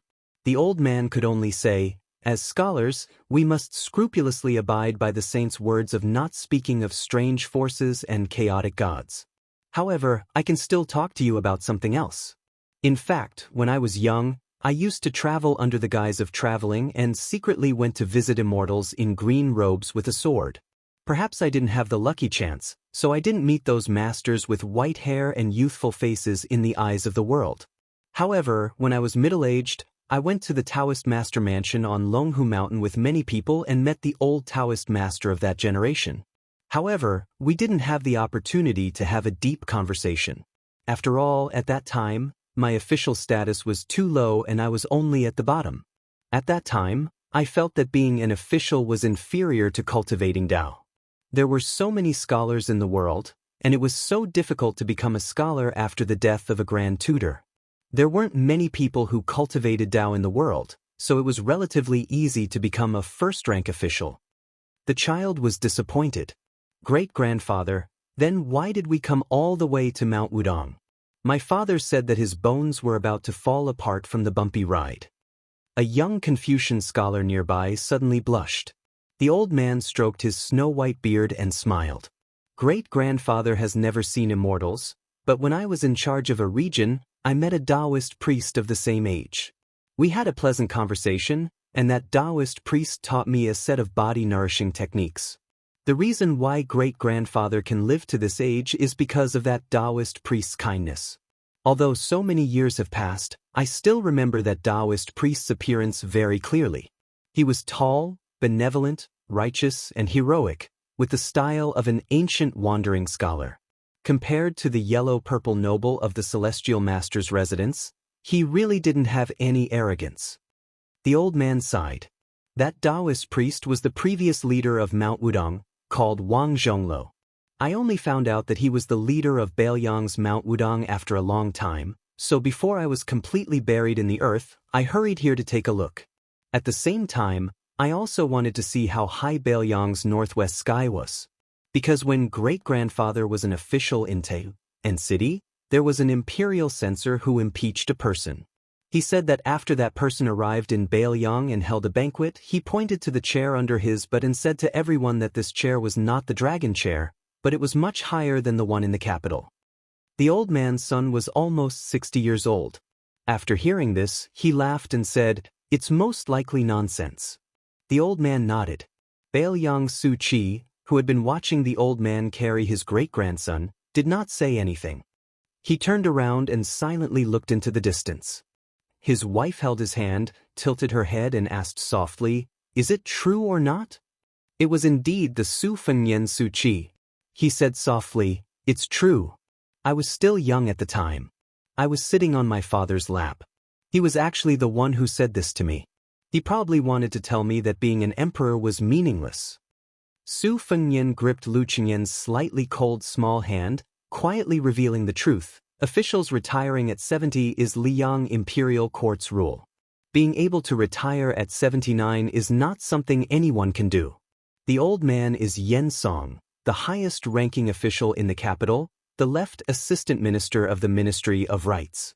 He did not have the same political opinion as Grand Secretary Zhang Julu. Later on, he was pushed aside to Gangnam-do's Luzhou. He was disheartened, and thus began to study in peace. This time, Grand Secretary Zhang's reputation was ruined. The entire court kept quiet out of fear. Yen Song was one of the few who dared to stand up for Grand Secretary Zhang, so it could be seen that back then he and Zhang Julu had an open and above-board dispute. The reason why I traveled with him was because Su Zhao's impression of this person was not bad. Of all the people who scolded him, Yen Song scolded Su Zhao fiercely, but it was reasonable. The old man suddenly smiled at Su Fengnian.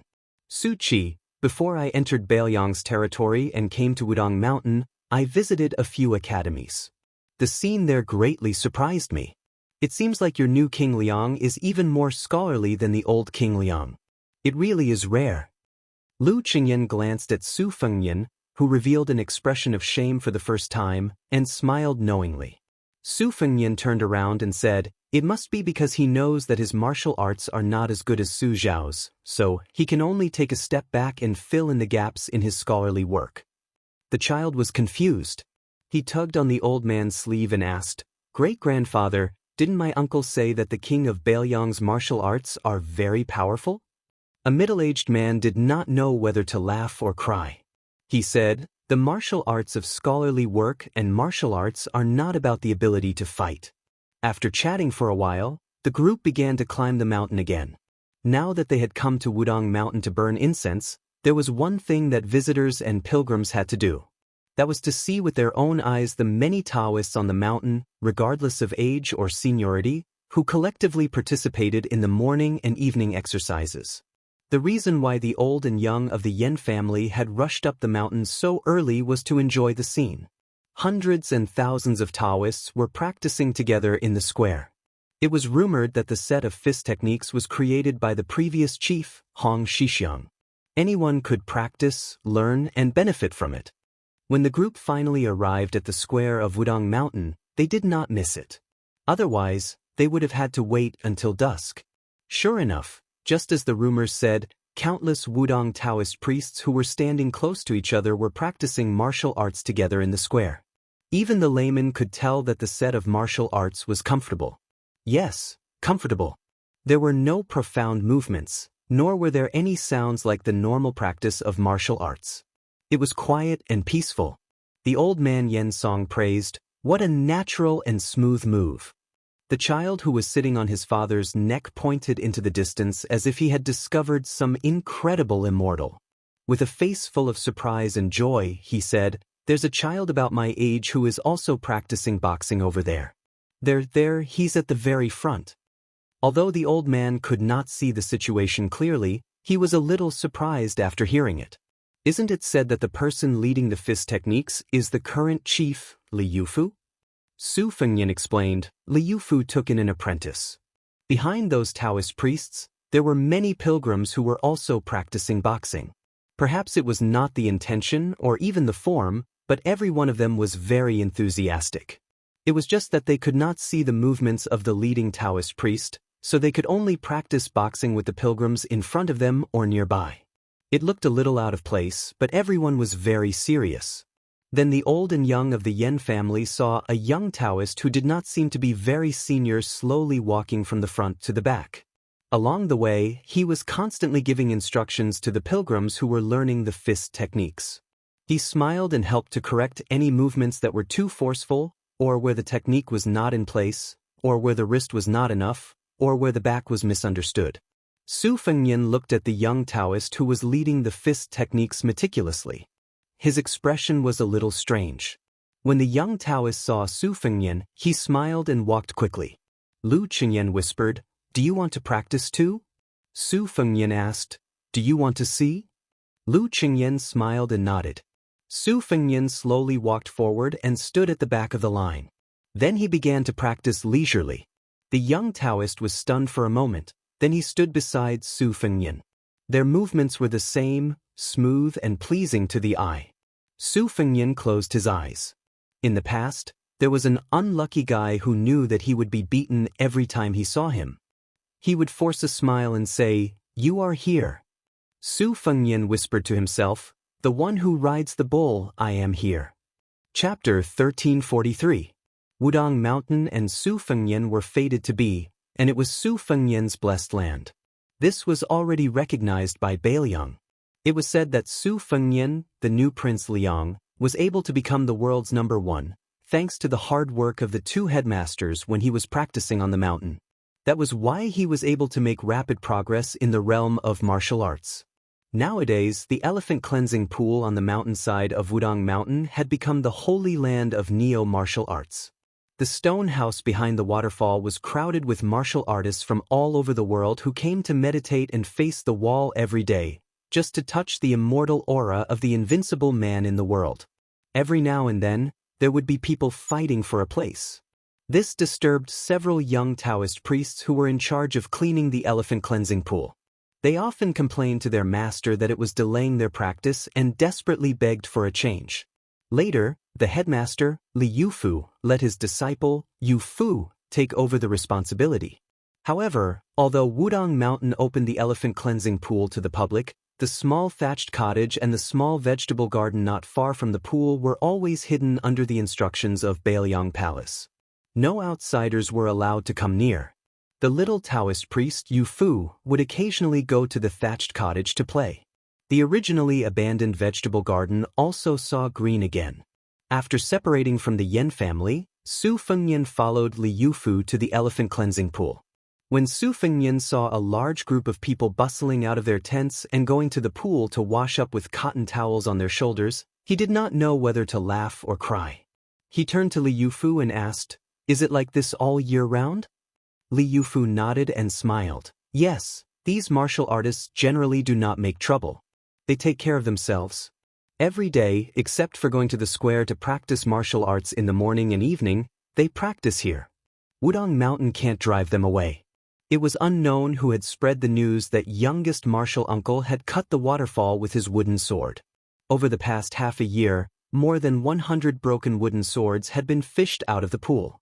Later on, there was another saying that the reason Wang Ye's divine skill was so great was because he found a martial arts secret manual at the bottom of the lake. Therefore, even though these people were not landlubbers when they went up the mountain, now each and every one of them was very familiar with the water. However, they did not find the secret manual, but they did find a lot of pebbles as bright and clean as jade from the bottom of the lake. Scattered all over the place, there were at least several hundred of them.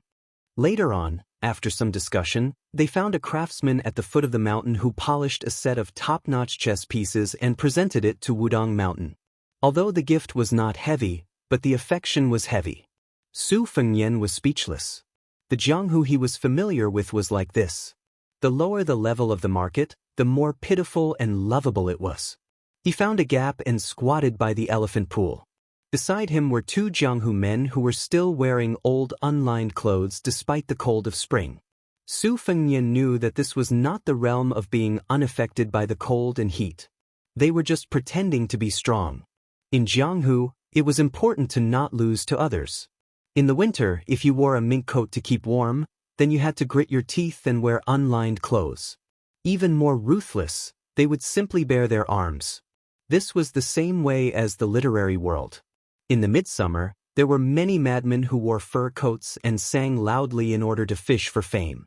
Su Fengnian squatted down and picked up a handful of cold water to wash his face. The burly man on his left glanced at him and was surprised that a young man who looked like a scholar had come to join in the fun. He asked in the jargon, "Newcomer? Is there a mountain?" Su Fengnian nodded. "Mountain? Qingliang Mountain should count as a mountain, right?" Su Fengnian asked with a smile. "There are so many people squeezed here. Not to mention eating and sleeping, even farting and taking a dump isn't satisfying. May I ask, Senior, is there really someone breaking through here?" That fellow thought deeply. He probably felt that this kid was quite smart. He lowered his voice and said mysteriously, "How could there not be? 2 days ago, there was a brother who broke through the threshold of the third-rank realm in one night. It was a rather sloppy method, but after breaking through, his sword flowed like flowers and water couldn't get through. Before that, there was an old senior from Lingzhou who came here to comprehend the Tao. He stayed in the third-rank realm for more than 20 years. In the end, he just sat here for 3 months and broke through. I heard that after that senior became a master, he was in high spirits. On a full moon night, he let out a long roar. His voice was so loud that even a few miles away from the foot of the mountain could hear it. For a full hour, it was like thunder. Don't you think that's weird?" Su Fengnian held back his laughter and nodded seriously. "Us normal people can't even make a pot of tea's worth of time, let alone a full hour. Moreover, we'll definitely be mute for a month. For this senior expert to be able to roar for an hour, he definitely has a lot of internal strength. He's definitely in the master realm." The swordsman on the right secretly shuddered as he washed his face with cold water. He rolled his eyes and said, "Little brother, don't listen to little kitten Kong's nonsense. What clear and long howl? What half an hour? Those are all nonsense. Who would be bored enough to shout for half an hour? Besides, isn't that old man afraid of disturbing the rest of the Wudong immortals? I, Su Shiying, don't respect any martial path master. I only respect the Daoists on this mountain. They are really skilled. My grandfather's grandfather personally saw old ancestor Huang. My grandfather also received help from old sect leader Wang. When sect leader Wang split the river with a finger, my grandfather was watching from the side of the river. Now that sect leader Li is also an expert. Just looking at his fist, I have to give him a thumbs up. The man whose real name was Kong Dahu but who was ridiculed as Kitty Kong turned his head and looked at his brother who gave him a thumbs up. He laughed. Forget it, Su Shiying. You're always bragging about your relationship with the king of Bailiang. Other than the two words Su and Su being homophones, the two of you are like heaven and earth, not even half a copper coin. Su Shiying fiercely threw the cotton towel on his shoulder and glared. My grandfather was one of the first old soldiers to follow the great general to Bailiang. My grandfather still has the armor and the 8-dipper bow passed down by my grandfather at home. Kong Da laughed out loud and said, if your grandfather is really a foreigner like the great general, then why did you say that your grandfather's grandfather had seen the founder of Wudang sect, Huang Manshan? Did you not prepare your boast properly? Su Shiying felt guilty for a moment and then became angry out of humiliation. He said, anyway, my grandfather was born in the second generation of the Liaodong Old Barracks. Before the imperial court used the era name Yonghui, he had followed the great general to the north and south. My grandfather could shoot with the 8-dipper bow on foot and hit 8 out of 10. He could shoot with the 6-dipper bow on foot and hit 7 out of 10. My grandfather said that even the great general praised his archery back then. He said that when he went to Bailiang, he would let the Baimang barbarians know the strength of the Liaodong warriors. Kong Dahu sneered and said, I've heard that other people say that divine archers can hit 100% of the time, or they can shoot a willow leaf from 100 paces away. Your grandpa Su Shiying can only hit 70% of the time. How could he be praised by the general? Su Shiying, oh Su Shiying, are you not afraid of choking yourself to death with your bragging? Su Fengnian immediately had a whole new level of respect for Su Shiying, because in the early days of the imperial court of Liang, there was a martial arts examination called the Law of Testing and Equestrian Archery. According to the law, Su Shiying's grandfather's archery skills were indeed excellent. It was precisely because Su Shiying didn't mention anything about shooting with 100 shots that it was more realistic. Su Fengnian asked, Brother Su, why didn't you enlist in the army? Su Shiying sighed and said sadly, when my father was young he wanted to study and pass the imperial examinations. My grandfather didn't like it and said that studying was useless. My father couldn't persuade my grandfather, so he could only enlist in the border army and become a small official in the Xianli ranch. In the end, I don't know how, but he angered a big shot above him. The big shot had an even bigger backer. I think it was that Huaihua great general Zhong Hongwu. When he came back, he was half dead. My grandfather was a person who cared about his reputation. Even when he died, he didn't say anything. He just wanted me, his grandson, to study. Unfortunately, I'm not cut out for studying. I only want to practice martial arts so that I can accumulate some military merits like my grandfather and get an extra set of armor for the family to pass down as a family heirloom. At this point, Su Shiying grinned and said, I also have an older brother who joined the army at the border of Yuzhou. When he returned home during the spring festival last year, I heard him say that he would soon become an official crossbowman. My brother followed my father's example and was very good at studying and practicing martial arts. Su Fengnian asked curiously, your father was wronged at the border. Why did he let your brother enlist in the army? Besides, the culture in Bailiang is gradually growing. Studying can also give one a good future. Besides, the northern barbarians are coming. It's not safe to be a soldier. Su Shiying, who always gave off a sloppy feeling, said sincerely for the first time, I don't know what my brother was thinking. At first, he really didn't want to be a soldier, but after a few years, he didn't want to study at home. Luckily, there was a young lady in his hometown who missed him. She's almost become an old maid.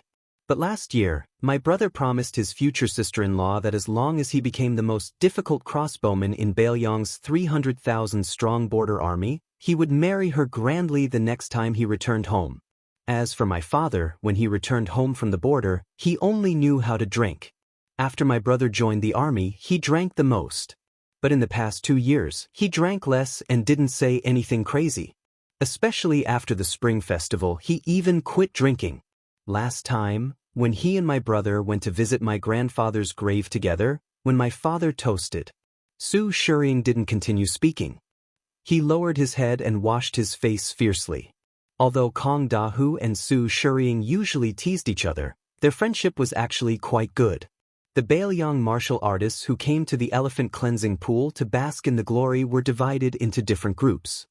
Small characters like them who didn't have any family background couldn't even squeeze into the areas with good feng shui near the pool, let alone meditating and facing the wall in the stone house behind the waterfall.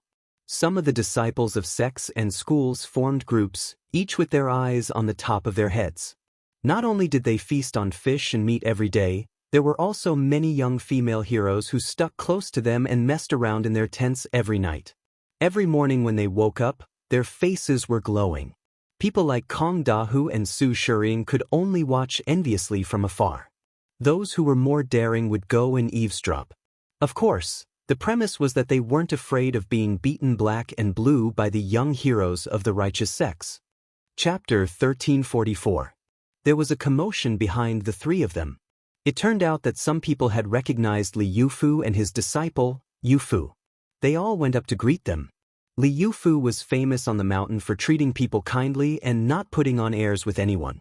This was not the surface of being smooth and slick, but the spirit inside. This was also the chi of Wang. Wudang Taoists did not care about seniority or Taoist temples.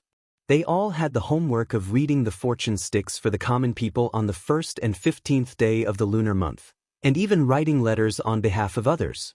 On this matter, an unshakable rule had been set since ancestor Lu. Huang Manshan had read the fortune sticks and written letters for people.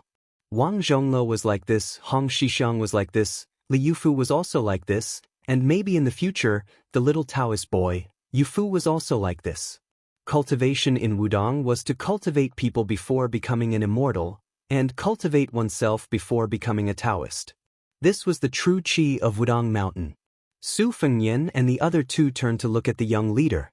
Kong Dahu introduced him softly. This is Wudang's leader Li, a disciple that the old immortal, Yu Xingrui, took in the Eastern Sea in his early years. Leader Li's temper is very good. There are rumors in Jianghu that he killed an evil dragon in the number 1 blessed land of Taoism, Earth Lung Mountain. His cultivation is unfathomable. There are also people who say that the king of Bailiang made a special trip to Wudang Mountain to write to the imperial court, requesting for Wudang to be conferred as the ancestral court of Taoism. I think this is reliable. In the past, I didn't have much of an impression of that prince. Later, he sent troops to the border and refused the imperial edict to enter Bailiang, which was very satisfying. He also killed the arrogant and domineering old military chief Zhong Hongwu in Lingzhou. I feel that the new Prince Liang did not disappoint. This time, when the northern barbarians attacked, I heard that prince went directly to the border and did not hide in Mount Qingliang. This matter was done to vent people's anger. Otherwise, if he became the number 1 master in the world and still hid at home, it would be too embarrassing for Bailiang. For those of us who walk the Jianghu, if we leave Bailiang, wouldn't we lose face? Su Fengyan smiled helplessly. Su Shiying softly said, if the battle at the border is fierce, I'll ask my brother to introduce us to kill the barbarians. Killing 1 is worth it, and killing 2 is worth it. Kong Da couldn't help but mock. You're just a pretty face. If you go, you'll definitely lose money. Do you really think that the northern barbarians are easy to mess with? Those barbarians have been relying on archers and horses since they were young. Their archery skills and horsemanship aren't bad. It'll be useless even if you go. Kong Dahu suddenly sighed with emotion. His Highness has done something wrong.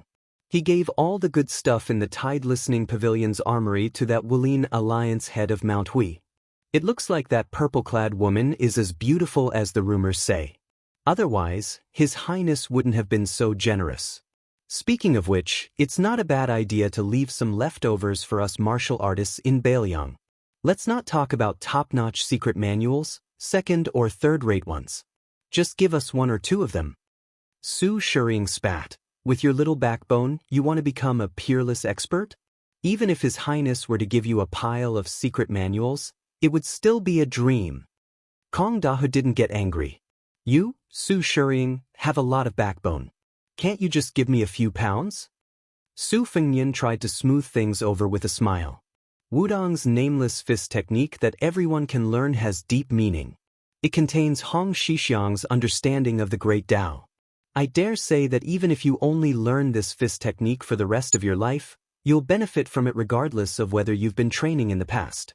Let's not talk about attaining the Tao and ascending to the heavens or becoming a first-rank expert. After all, it all depends on one's fate. But if you want to talk about strengthening the body and extending life, you'll definitely be able to ask the King of Hell for a few more years.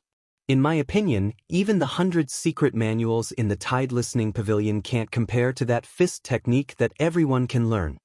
Kong Dahu was skeptical. Little brother, is this fist technique really that extraordinary? Su Fengnian nodded and said, it's just like an article written by a blind person.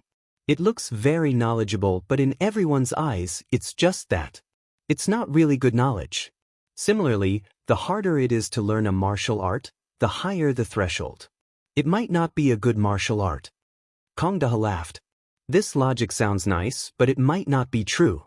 Which martial art in the world doesn't have a high threshold? Little brother, do you think the old god of swords Li Chuangong's two sleeves green snake is hard to learn? How could it be something that anyone could learn? The new god of swords Dong Tai's sword technique, even a master wouldn't be able to understand it.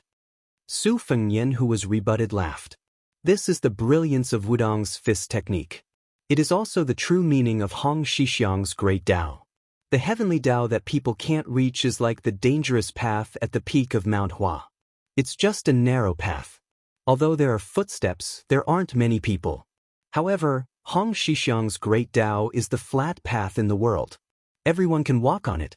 As long as one perseveres, even if one's talent is mediocre, one can walk far. Kong Dahu was stunned. He pointed at this brother and laughed. It sounds like a twisted logic, but it does make sense. Su Shiying patted Su Fengnian's shoulder and said, little brother, you have good perception.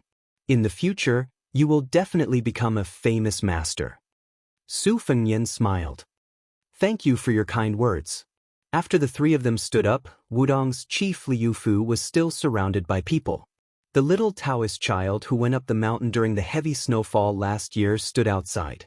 He carefully sized up Su Fengnian. For some reason, the child had an unreasonable respect for this mysterious man whose identity he didn't know, but who was able to make his master pay special attention to him. But soon, he felt a sense of closeness in his heart. But in the end, it was more fear than respect. So, from the beginning to the end, the child hid behind his master and didn't say a word to this guy. Just when Su Fengnian and the little Taoist child Yu Fu's eyes met and the latter quickly turned his head, a handsome young man dressed in brocade clothes and marten fur crept up to Su Fengnian. He didn't dare to move forward 5 or 6 steps away. His fists were clenched and his palms were sweaty. Behind him was a group of disreputable friends who had nothing better to do and came to Wudong Mountain to admire the scenery and the moon. They didn't care about the chief of Wudong or the fist skills. But now, the officialdom of the old 3 provinces in Bailiang, as well as the descendants of the officialdom, had a completely different impression of a certain person. Especially after the young people who had competed with that person to see who was more prodigal back then added fuel to the fire, they had reached a consensus that the most manly thing in the world was a prodigal son who had turned over a new leaf. After the young man with a look of disbelief stopped, he timidly said tentatively, I'm Lu Yukuan. My father is Lu Gongqi, the county chief of Danyang County in Lingzhou. Su Fengnian smiled. Your elder brother is Lu Yushan, the cavalry captain of the Dragon Elephant Cavalry? At that time, he followed the Longxiang army straight into the enemy's territory and beheaded 12 people? Lu Yukuan, who was the most domineering in the eyes of his companions, suddenly had tears in his eyes and trembled all over, as if he had been struck by lightning. Eldest young Master Lu was about to kneel down, But when he saw the man in front of him gently shake his head, he immediately straightened his knees that had already bent a little, not knowing what to do. Last year, in the farce of the officialdom in Lingzhou, many meritorious generals were forced to take off their armor in front of the public by a young man with the title of Lingzhou General, revealing scars all over their bodies. Lu Yuquan was there to watch from a distance. At first, he did not feel that the scene was very shocking. But later, he saw his elder brother who had returned from the border. His elder brother, who had always looked down on him, almost broke off relations with his father and the whole family because his father, who was a civil official, made a few sarcastic complaints at the dinner table. Later, he drank wine with his younger brother for the first time and talked intermittently about the war on the border. He talked about how his fellow soldiers died in battle calmly. Only then did Lu Yuquan begin to understand the heavy significance. So Lu Yuquan climbed Mount Wudong in the cold spring. He just wanted to know how the new Prince Liang practiced martial arts. Su Fengnian did not want to reveal his identity here, so he stopped chatting with Lu Yuquan. Then he said goodbye to Kong Dahu and Su Shiying, gave Li Yufu a look, and walked to the hut with Lu Qingyan. After he left, Kong Dahu and Su Shiying looked at each other. How did this guy get involved with the dignified satrap's son? Looking at the situation, he was at least a figure with a family background of the same level. How could he be patient enough to talk to the two of them for a long time? The corner of Su Shiying's mouth twitched.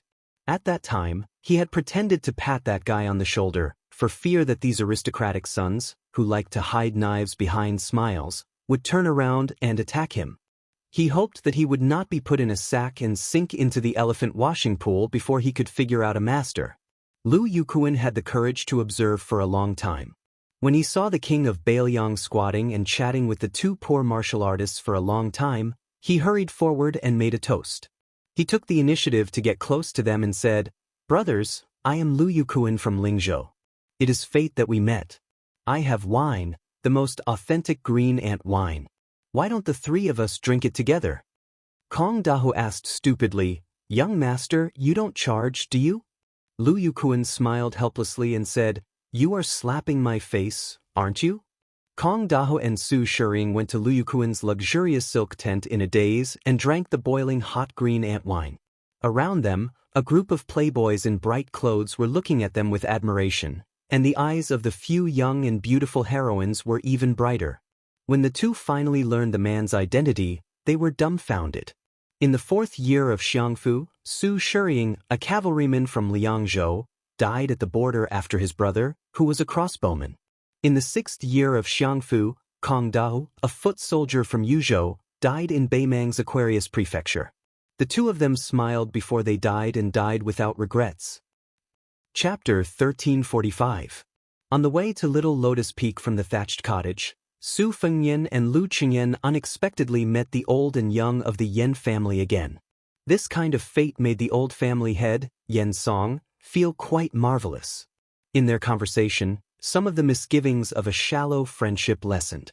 If Yan Song's post in Liyang before the destruction of the Great Chu was added, the old man could be said to have been a seasoned official. He had seen the 4 reigning emperors of the Great Chu and Liyang imperial courts. In fact, he had seen the new Emperor Zhao Zhuan of Liyang a long time ago. However, when Yan Song was the assistant minister of the Ministry of Rites, Zhao Zhuan was still a young 4th prince who was not outstanding in any aspect. When he saw the old man who often went to the diligent room to teach, he also had to bow like a student.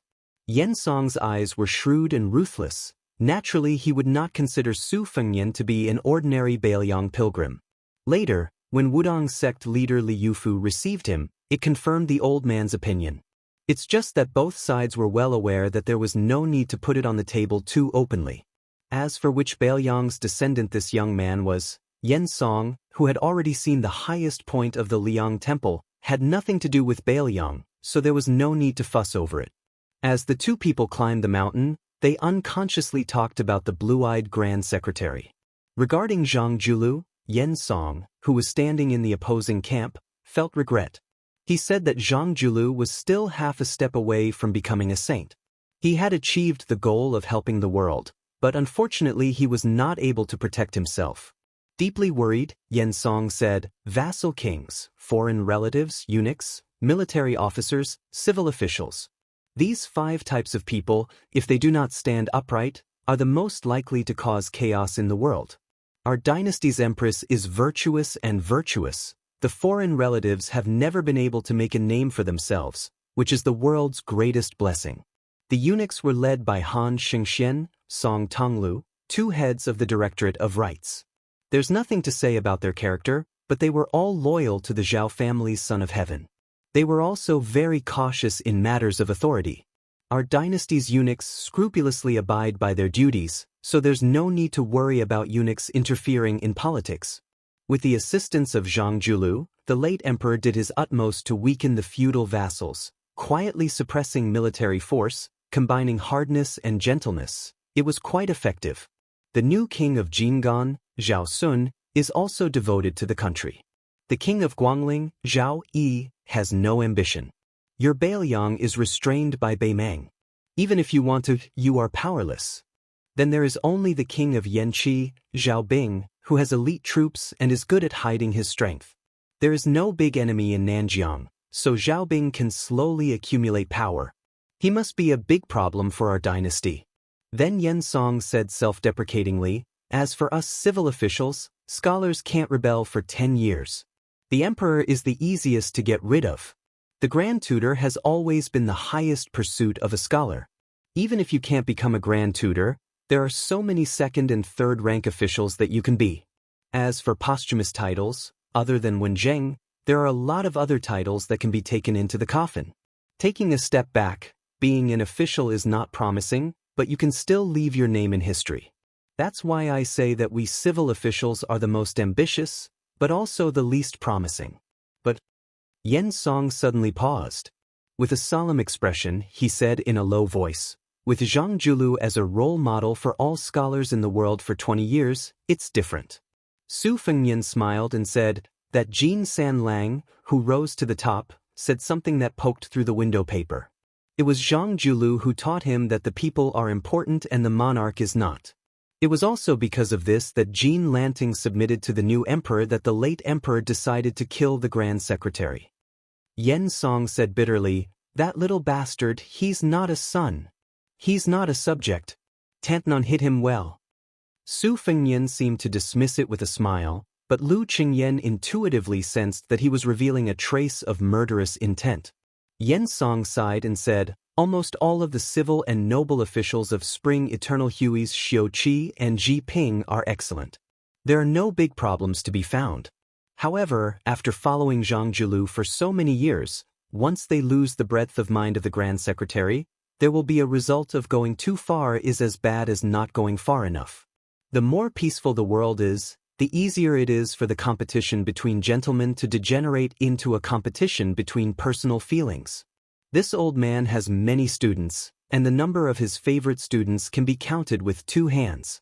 It's not that this old man is boasting, but he has always followed the teachings of the sage and taught without discrimination. In the first 10 or 20 years, nothing can be seen, but by the time this old man is about to retire, the difference is like heaven and earth. Regardless of whether they are from aristocratic families or from poor families, they can all be considered capable officials and have good governance. However, except for a few students who have managed to start and finish well, the rest more or less have some corruption. However, those with good family backgrounds have a much better table manners. Those who suddenly become powerful are unsightly. This old man was also puzzled.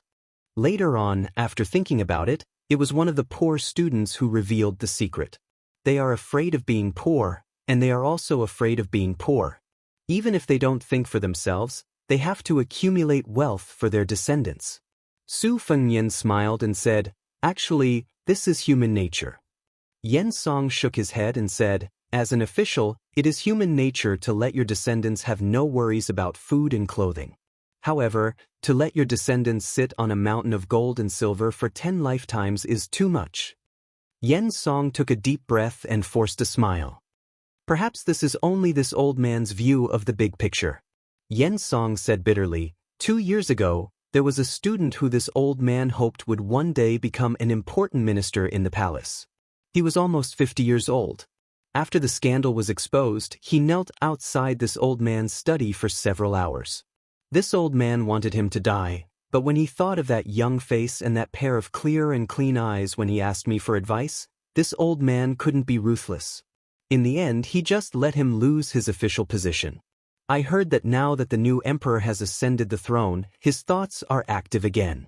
He wantonly operates in the capital, trying to recover. You have to know that the target of his extravagant spending just so happened to be the clan members and nobles that he thought were the rats and worms of the country back then. I still remember that this old man had tried to console him back then.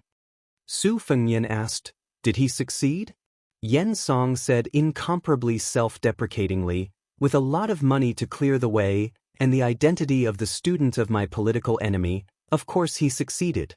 He became the director of the Ministry of Rights. After that, he even wrote a letter to me, his teacher, saying that he would inherit my mantle and become the assistant director of the Ministry of Rights." Su Fengyan clicked his tongue in wonder and said, "This guy's skin isn't thin. It would be great if he came to our Bailiang." The old man asked doubtfully, "Why is that?" Su Fengyan joked, "Just his skin is as thick as a city wall, and he can help block tens of thousands of Baimang soldiers." Yen Song immediately laughed heartily. The other Yen family members beside him also laughed. The long mountain path eventually came to an end. At noon, they arrived at the top of Little Lotus Peak. Looking into the distance, they felt relaxed and happy. Yen Song sighed sincerely to Su Fengyan, who was standing beside him. To tell you the truth, this old man came to Bailiang because someone invited this old man. He happened to be one of Bailiang's students. He said that Bailiang was a good place for people to vent their frustrations. This old man didn't believe him, but that guy wrote 8 letters in one go. This old man was so annoyed that he thought that it would be good to visit the northwestern frontier fortress before he died. He wrote a lifetime's worth of feminine and graceful poems. Who knows, maybe when he's about to die, he'll be able to write 1 or 2 frontier fortress poems that will be handed down for generations. The old man's grandson stood up for him and said, "Grandpa's poems are wonderful." The late emperor praised them endlessly. Even Huang Longshi, one of the top 3 in the spring and autumn period, admired them. What's so feminine about them? The old man, who was in an extremely good mood, laughed and retorted, "Nonsense. What admiration? Don't flatter this old man." Huang Longshi only commented that it was weak and passable. Although he retorted, it was clear that the old man was somewhat proud of this harsh comment that sounded more positive than negative. Su Fengyan smiled and said, "It's not easy to make Huang Sanjia, who never praises people, say that." The old man narrowed his eyes and stroked his beard. "That's right. This old man can only accept such words from an outsider like young Master Su. What's the point of flattering his own grandson?" Lu Qingyan smiled knowingly. This old man was also a wonderful person. Chapter 1346. Lu Qingyan hesitated for a moment and said, "You said that Bailiang is powerless among the vassals, but I don't agree." Yen Song turned his head. "Oh." Unexpectedly, Lu Qingyan only said something that did not seem to make sense. She asked, "I think that as long as the general is here, the world will not be in chaos.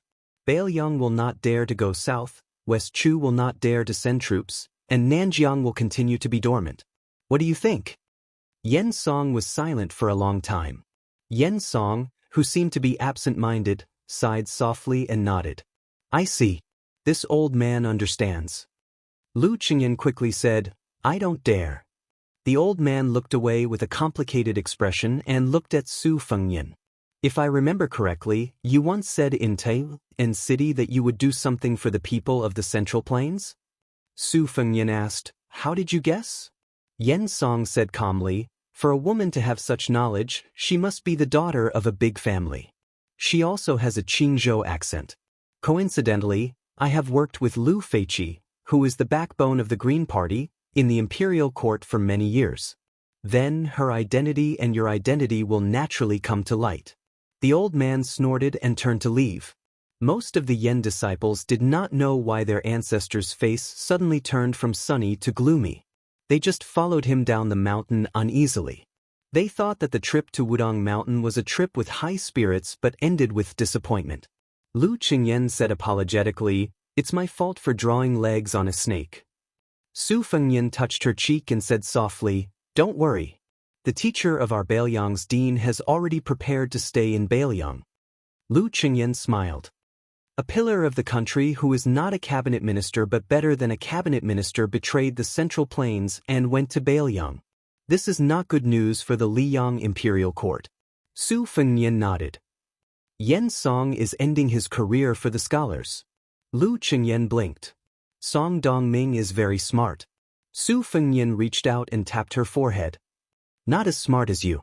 Lu Qingyan smiled. Su Fengnian explained, "I didn't just accompany you to the mountain to burn incense and pray for blessings. This is my blessed land. To be precise, this is a part of my territory. When I fought with Wang Xianxia, if it wasn't for the Wudong Mountain going all out to set up the Zhenwu formation, I wouldn't have had a chance of winning. Ever since he was born, because of his identity, fortune and misfortune were interdependent. The fortune was him, and the misfortune was his family.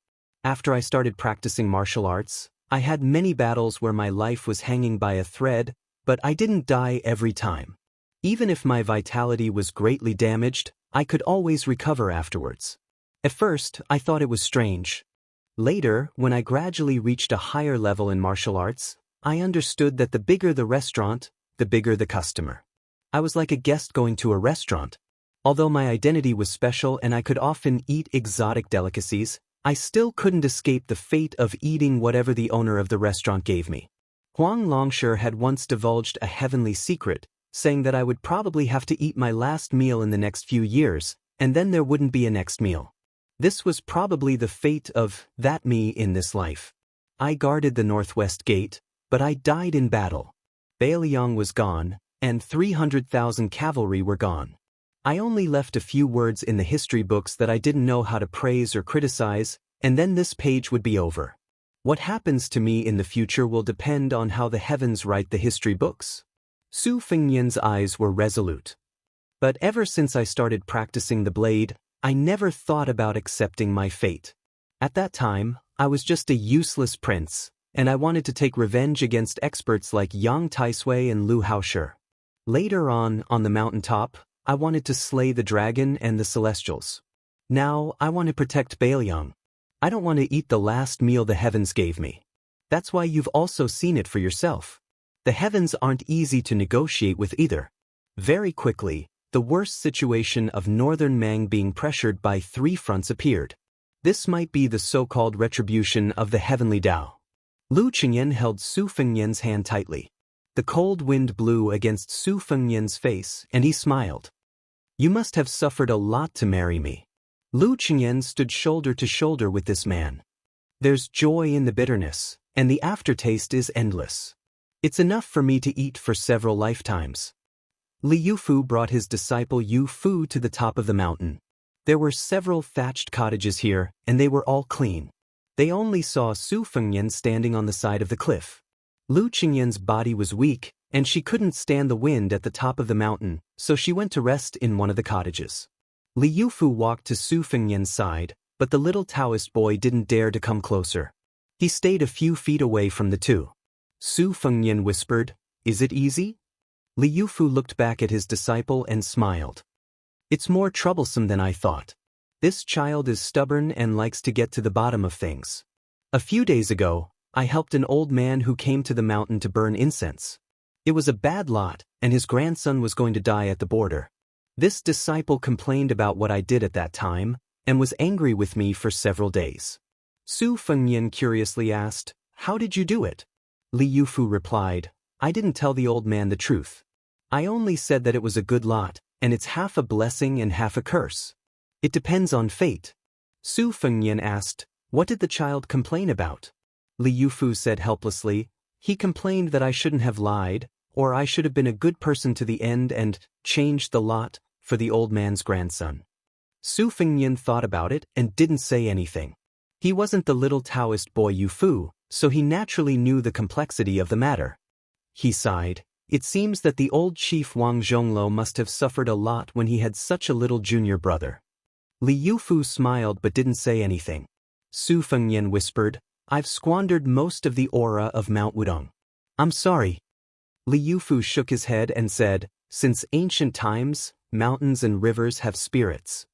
Su Fengnian asked, "Aren't there immortals who are spirits?" Li Yufu smiled and said, "Huang Longshi said that there were immortals in the world, and then there were no more immortals around. The more people know about it, the more they value chivalry. At that time, chivalry will become the backbone of Jianghu and the world. In my opinion, immortal cultivation is too difficult. It's far away, but it's easy to be human. If a difficult thing can't be done, everyone has an excuse. If an easy thing can't be done, it's hard to find an excuse for yourself." Su Fengnian said, "I may not climb the mountain in the future." Li Yufu whispered, "I will go down the mountain often." Su Fengnian smiled and said, "In the future, that child should be beaten. Who told him to kidnap my sister without telling me in his last life? He still owes me." Li Yufu smiled and didn't say anything. Su Fengnian didn't rush down the mountain. Instead, he stayed at the top of Small Lotus Peak. Lu Qingyan sat with him at the turtle-carrying tablet for a while and then went to sleep. When she woke up the next day, she didn't know if she had a dream. She seemed to have seen a scene in a daze last night, but she couldn't be sure. After she opened her eyes, she saw Su Fengnian sitting by the bed. The latter smiled warmly but didn't give an answer. That night, a father and son stood side by side. The old man folded his hands in his sleeves and his back was slightly hunched. The old man looked at the territory of Bailiang. The young man smiled and said, "Father, I just know that without you, there are no tigers in the mountains." The old man just gave an irrelevant answer. "If you can't bear it, don't force it. I only said half a sentence before. There's no reason that no son can't die. The second half is true, but there's also no reason that no son must die." Su Fengnian shook his head and said, "I'm the king of Bailiang. I'm not guarding the country for the emperor of Zhao, nor am I guarding the northwest for the people of the Central Plains. Father, you also said that where mother was in the past was where Su Zhao's home was. Later, where our children were, was where your home was. So to me, Su Fengnian, where my parents' graves are, is where my home is. I'm afraid of death, but if there's a day when I die, I'm not afraid of dying in Bailiang." The old man pointed to the distance and laughed loudly. "This is a great place.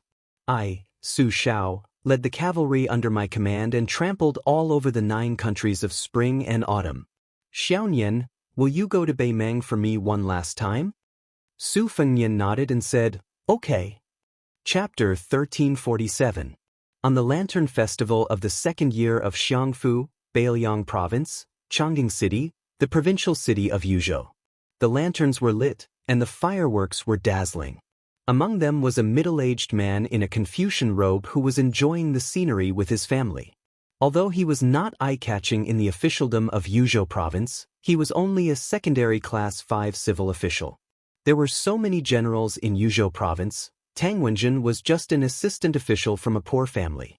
His superior official, Hong Xianxia, was able to enter the field of vision of the central government of Liang Province, especially the Ministry of War, because of Gu Jiantong's favor. However, perhaps not many people in Yuzhou Province had heard of Tang Wenjin's name. Nevertheless, Tang Wenjin's significance to Yuzhou Province, especially the military significance of the frontier line, could not be underestimated. Tang Wenjin had made a great contribution to the Wutong system, which was said to be capable of killing 160,000 northern barbarians. It was Tang Wenjin who had followed Hong Xianxia step by step across the gourd mouth and participated in the whole process, from the drawing of the geomancy map, the selection of the Wutong system, and the excavation of the ground. It could even be said that Tang Wenjin had the most meticulous and perfect military map in his mind. Once the war broke out in Yuzhou Province, if Hong Xianxia and Tang Wenjin were not at the gourd mouth, the effect of the Wutong system would be greatly reduced. Being exposed to the wind and the sun all year round, this civil official, who had a good reputation, had a dark complexion. His beautiful and fair-skinned wife, who was from Yanji County, made Tang Wenjin look like a big piece of charcoal. This time, Tang Wenjin returned to Chang'ing City from the border to report the detailed military situation to the general of Yuzhou, Huang Fucheng. The reason why he enjoyed the lanterns with his wife and son on the Lantern Festival was not because he was bored, but because Tang Wenjin felt that if he missed this family reunion, he would be separated forever. Although Tang Wenjin was a civil official, most of the civil officials in Bailiang could ride and shoot the enemy. Since ancient times, Yanji County had been rich in beauties. In the unofficial history, there was a saying that the common people still took delight in talking about. It was precisely because of a foxy woman from Yanji County that caused the great Qin dynasty to perish for 2 generations. Therefore, the people of Bailiang had a humorous saying, if you marry a wife, you should marry a daughter from a rich family in Lingzhou, and if you marry a concubine, you should marry an aunt from Yanji County. Tang Wenjin married a woman from Yanji County, but he did not take any concubines. For many years, they lived in harmony. The only flaw was that they gave birth to 2 daughters, but they did not have a son. However, Tang Wenjin did not feel any regret. He doted on his 2 daughters very much. On the other hand, his wife always felt that she had let down the Tang family. Tang Wenjin often joked and comforted her, saying that the Wubao beacons at the mouth of the gourd were his sons. If it was not easy for parents to raise their children with a handful of shit and a handful of urine, then Tang Wenjin, who was in charge of trivial matters, could indeed be called the biological parents at the mouth of the gourd. Tang Wenjin had some solid martial arts skills, so it would not be difficult for her to kill 3 or 4 northern barbarians. Moreover, it would only be meaningful if there were many skills in the army that could be used in a battle formation. Naturally, it would not be enough to deal with the top experts of the Jianghu. Tang Wenjin was a scholar in her bones, and she had never planned to play catch and kill with any experts in this life. Therefore, Tang Wenjin did not know that in the crowded crowd, there were no less than 10 pairs of eyes paying attention to him. Those gazes were all like dragonflies skimming the surface of the water. They were experienced and were not even enough to make Tang Wenjin have some kind of intuition. At most, he only misunderstood them as lechers who were drooling over the wife beside him. Tang Wenjin and his wife each held the small hands of their daughters. It was inevitable that he was a little absent-minded because his mind was on the mouth of the gourd. He was thinking about which Wu castle needed to be strengthened, which beacon needed more manpower, which post road and which pass needed to be assigned scouts. In the army of Bailiang, young civil officials such as Hong Xinjia and Tang Wenjin, as well as the new Honglu general Cao Xiaojiao, were forcibly classified into the Qin faction. Besides being in their prime years, these border officials were more or less influenced by the former governor of Bailiang Chen Zhibao. They believed that details would determine the war situation. Therefore, they had a lot of differences with the veteran generals such as Yan Wenluan and Chen Yunchue. When the king of Bailiang changed, many people were afraid that they would be suppressed and purged. Thankfully, Su Fengnian did not touch the bottom line of these hardcore people after he took the throne. On the contrary, many of these hardcore people were promoted more or less. Undoubtedly, Cao Xiaojiao, the #1 troublemaker in Yuzhou province, was a typical example.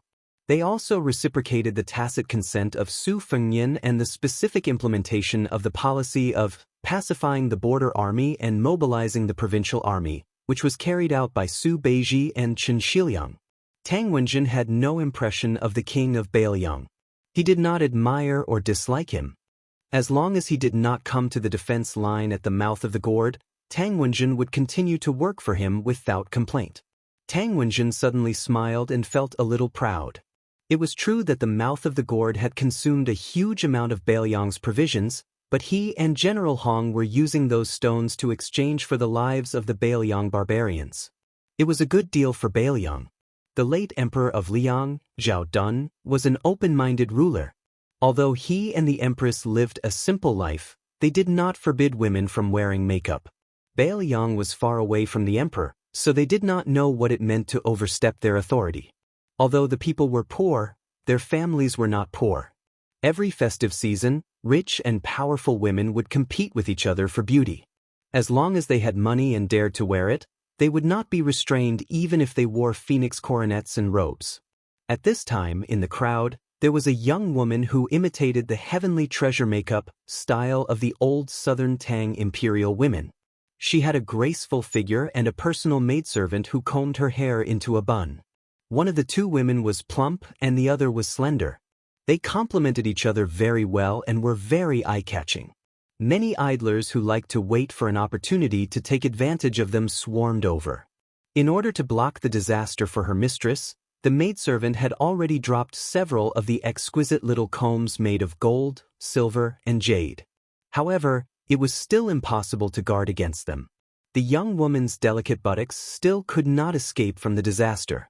She was gently patted by a nimble skinny monkey with a mouth full of yellow teeth. Obviously, he was a veteran. The young woman was so frightened that her face turned pale, and she hurriedly ran away. This scene happened to fall into the eyes of Tang Wenjin's wife. In addition to sympathy and annoyance, she also had a hint of jealousy and ridicule. She whispered to her husband, "Wearing such gaudy clothes and without the protection of a strong servant, isn't she just attracting bees and butterflies? Who's to blame?" Tang Wenjin did not care about these trivial matters. He nodded carelessly and had no intention of being a hero and saving the beauty. Cold women's temperaments were mostly unyielding and valiant. They were not inferior to men. Don't be fooled by their appearance of being gentle and timid. If they were really angry, they would definitely roll up their sleeves and fight fiercely, scratching other people's faces until they bled. Wasn't the wife next to Tang Wenjin the same one who, after marrying from a small place in Yanji County to the provincial capital, rewarded the prodigal with a ruthless kick to the groin when she participated in the lantern market for the first time? Not far away, a tall old man with a felt hat on his head threw a string of copper coins as a reward to the dwarf who was performing a fire-spitting performance. At the same time, in the sea of people, there was a traveling monk who was becoming more and more common in Bailiang. He carried a bamboo rack with scriptures on his back. There was a young couple dressed in coarse linen. They were buying a stick of candied haws for their child from the man selling them. In the northeast corner of the downtown, there was a prosperous Dongfu temple. From the top of the bell tower, one could overlook half of the market.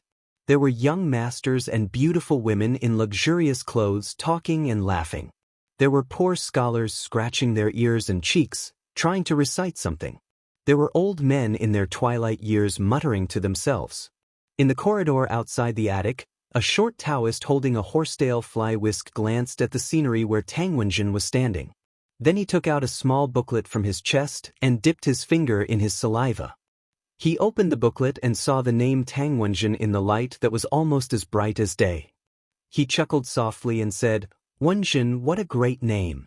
I heard that in the imperial court of the Central Plains, only a rare court official could receive such a title after death. Boy, you should take it easy in your next life."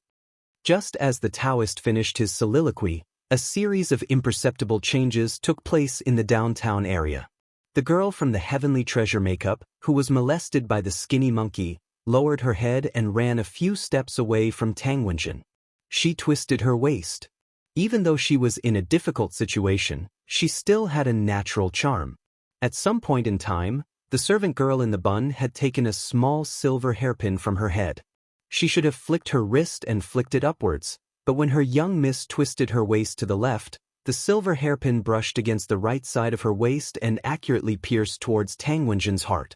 But at this moment, her wrist was tightly grasped by the skinny monkey who looked no different from an ordinary ruffian. The servant girl pretended to be panicked and turned her left elbow, trying to hit the temple of the man who was trying to stop her. But in an instant, her body went limp. After the skinny monkey, who looked only obscene, held the servant girl's wrist with one hand and suddenly exerted force with the other hand, which was only a foot away from the girl's back. It was the mountain-splitting punch, which was Lu's specialty in the external martial arts school of Bailiang. This punch directly broke the delicate girl's spine. Then he carried the servant girl on his shoulder and shouted loudly that he was going to marry a wife and go home. He ran all the way, which made the people around laugh. They thought that this was a guy who dared to molest a girl in the street. He would have to eat in the state prison after this. Chapter 1348. The skinny monkey-like man who was running with the woman on his shoulder had an obscene smile on his face, but his eyes were actually very deep. As a direct descendant of the Lu family, the first in external martial arts, in Bailiang, although his name did not appear in the genealogy of the Lu family, his skills and temperament were naturally the best. In fact, he was an A-class master of the whisk room who had been lurking in Chongqing City in Yuzhou province for many years. At the age of 20, he was already a level 3 master of both internal and external martial arts. The maid he killed was not simple either. She was a butterfly catcher from the spiderweb room in Beimeng. After the successful strike, the skinny monkey-like man did not make any unnecessary movements and directly withdrew from this unconventional battlefield. He clearly remembered that when he first joined the whisk room, the senior who led the way only taught him a seemingly simple truth. There was a fine line between killing and being killed. After saying this, the senior smilingly asked him if he understood. Before the skinny monkey-like man nodded, he was sent flying backward. After lying on the bed for 2 months, he could finally get up and walk. After that, he understood a little. In the whisk room, which was built by Chu Lushan, rules were the most important. When and where to kill, what method to use to kill, when and where to withdraw. If there was an accident, someone else would secretly remedy it. No one was allowed to act on their own. The most taboo in the whisk room was to be self-righteous. If anyone dared to break the rules, Chu Lushan, the team leader, had a variety of rules to teach people. Therefore, for so many years, the assassination of the whisk room spies and men of sacrifice was very clean from the beginning to the end. Over time, there were very few accidents. After seeing the butterfly catcher being carried away, the old man in the felt hat who had thrown a string of copper coins to the vaudeville dwarf blocked in front of the man and woman in linen clothes, preventing them from getting closer to Tang Wenjin and her husband. The old man greeted them with a smile as if he had met a longtime friend of his. In an instant he exchanged 6 moves with the young man. Finally, the old man with a kind smile put his arm around the young man's shoulder and stabbed a poison dagger into the waist of the Beimeng catcher. What's more, the dagger was quickly pulled out and stabbed again. The young woman who had disguised herself as the butterfly catcher looked at all of this as usual. Even when the old man in the felt hat supported her husband and quickly moved away from her, she did not move. However, the corners of her mouth were slightly raised. When the old man in the felt hat realized that something was wrong, his head seemed to have been hit violently and he leaned back. The old man with blood oozing out of his forehead saw a young child standing not far away. The child, who looked innocent, tilted his head and gently spat out the second hawthorn seed. Then the old man in the felt hat, whose vision was blurred, laughed. The butterfly catcher hurriedly squeezed into the crowd and disappeared in an instant. However, the child whose real age could not be guessed was left behind forever. There was a wooden stick that was originally used to skewer the candied hawthorn on his forehead. The honest old man who was selling candied hawthorns on the street picked up the child and quickly walked to the old man in the mink hat who was about to fall back. He inserted the stick that was full of candied hawthorns into the ground and freed one hand to support his old friend and the dead catcher. The old man in the felt hat was speechless. He looked at his old friend who had quarreled with him for half of his life. His lips trembled, but he could not say anything. The latter's eyes were red. He first wiped the blood on his old friend's forehead and then pulled his old friend's felt hat to cover his forehead.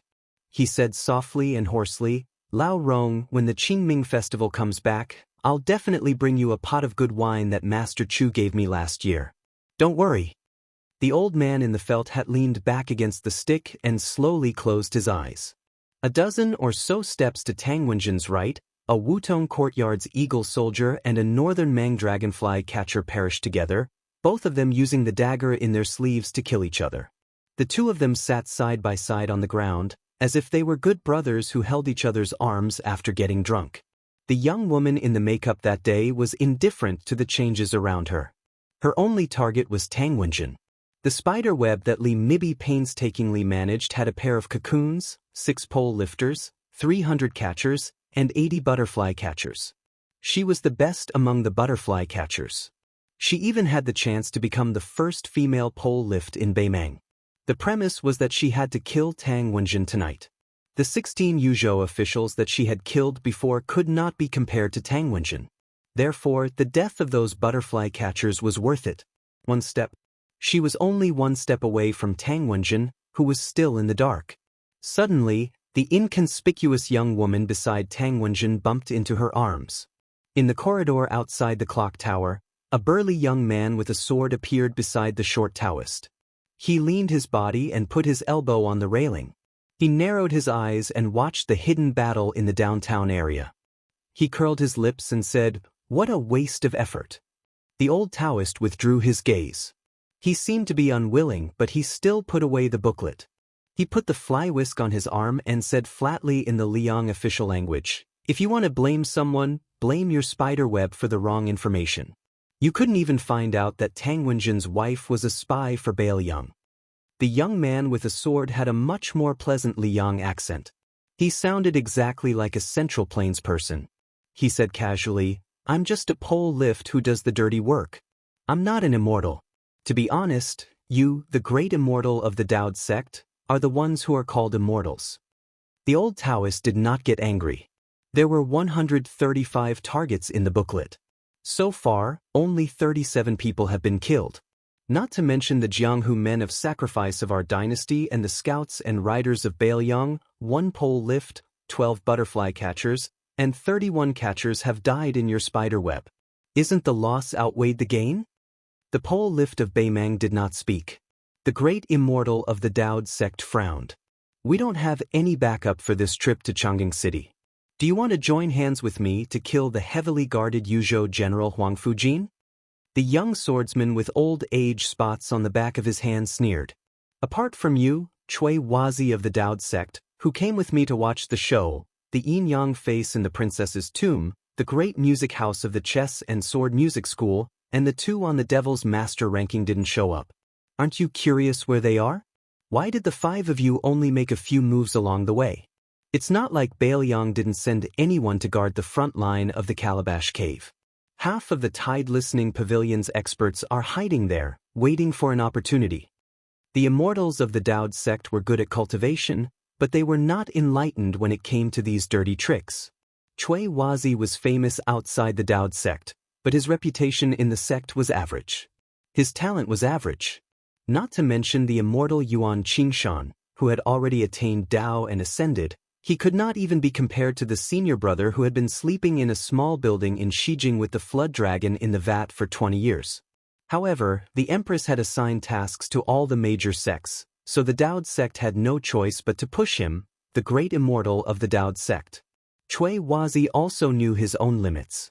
Even though this spiderweb lifting pole beside him had not reached the Finger Xian realm, and he was not even sure if he had reached the Vajra realm, but if the 2 of them were to really go all out in a fight, the one to die would definitely be him, a genuine Daoist Finger Xian expert.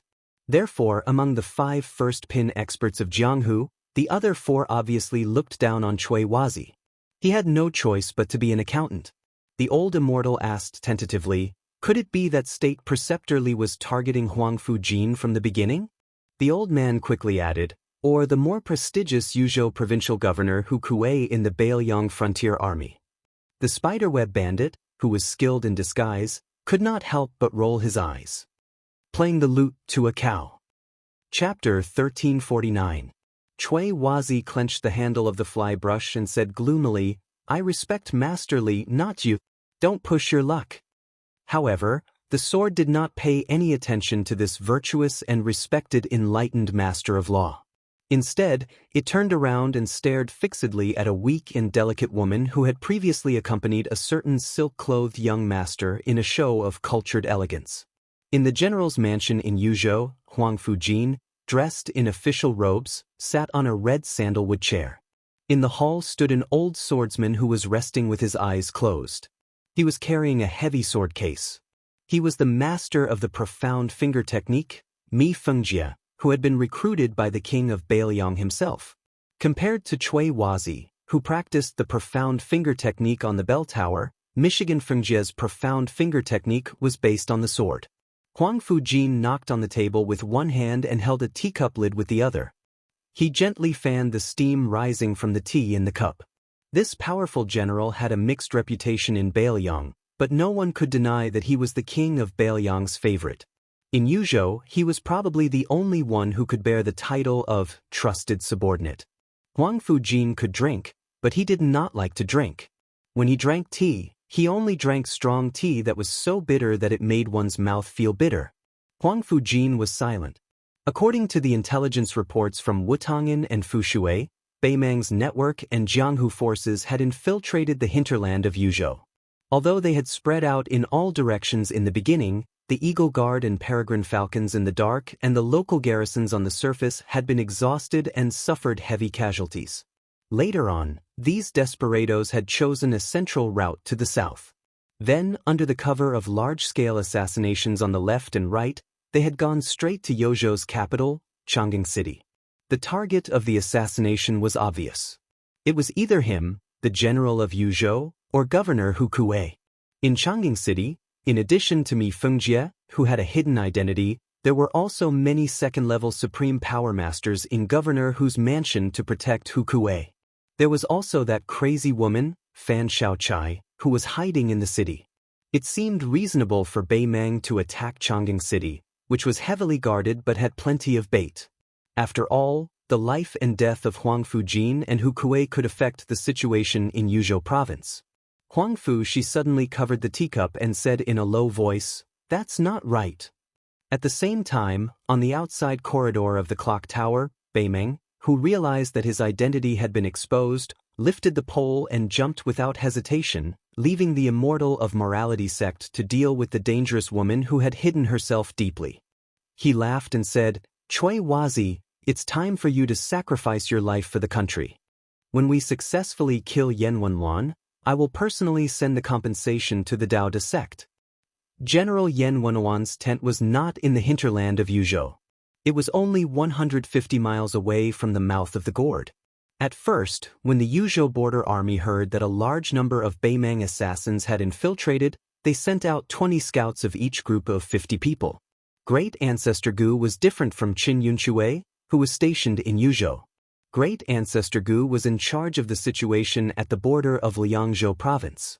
Because he was worried about the safety of the commander, he even asked Zhou Kong, the deputy commander of the cavalry army, to send the most elite crossbowmen to the old general's tent. He completely ignored Yan Wenluan's objection and sent them to the old general's tent in case of any accidents. As the spy reports were sent, it showed that the Beimang assassins kept coming south. Especially the tent of the deputy commander of the infantry army, Qin Yunshui, was attacked at night. The Yuzhou army suffered heavy casualties. If it were not for the fact that there were enough third-level masters and masters in the ambush, the consequences would be unimaginable. Although the alert of Yan Wenluan's tent did not weaken, everyone was obviously relieved. This day just happened to be the time when the northern Mang cavalry crazily poured in from the other side of the gourd, the smoke of war rising from all directions. Yan Wenluan led 1,000 cavalry to rush to the front lines.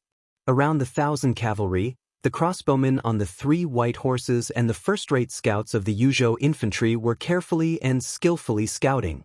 The more they did so, the more uneasy Yan Wenluan's guard commander felt when the 10 of them blocked the path of the 1,000 cavalry. At the end of the road, the person in the lead was a woman whose face was covered by a white veil. Beside her was a middle-aged scholar with thin eyes and a long beard. He had a Xiaoyao bandana on his head and a dark purple bamboo flute at his waist. They were the Princess Tomb and Little Thoughts.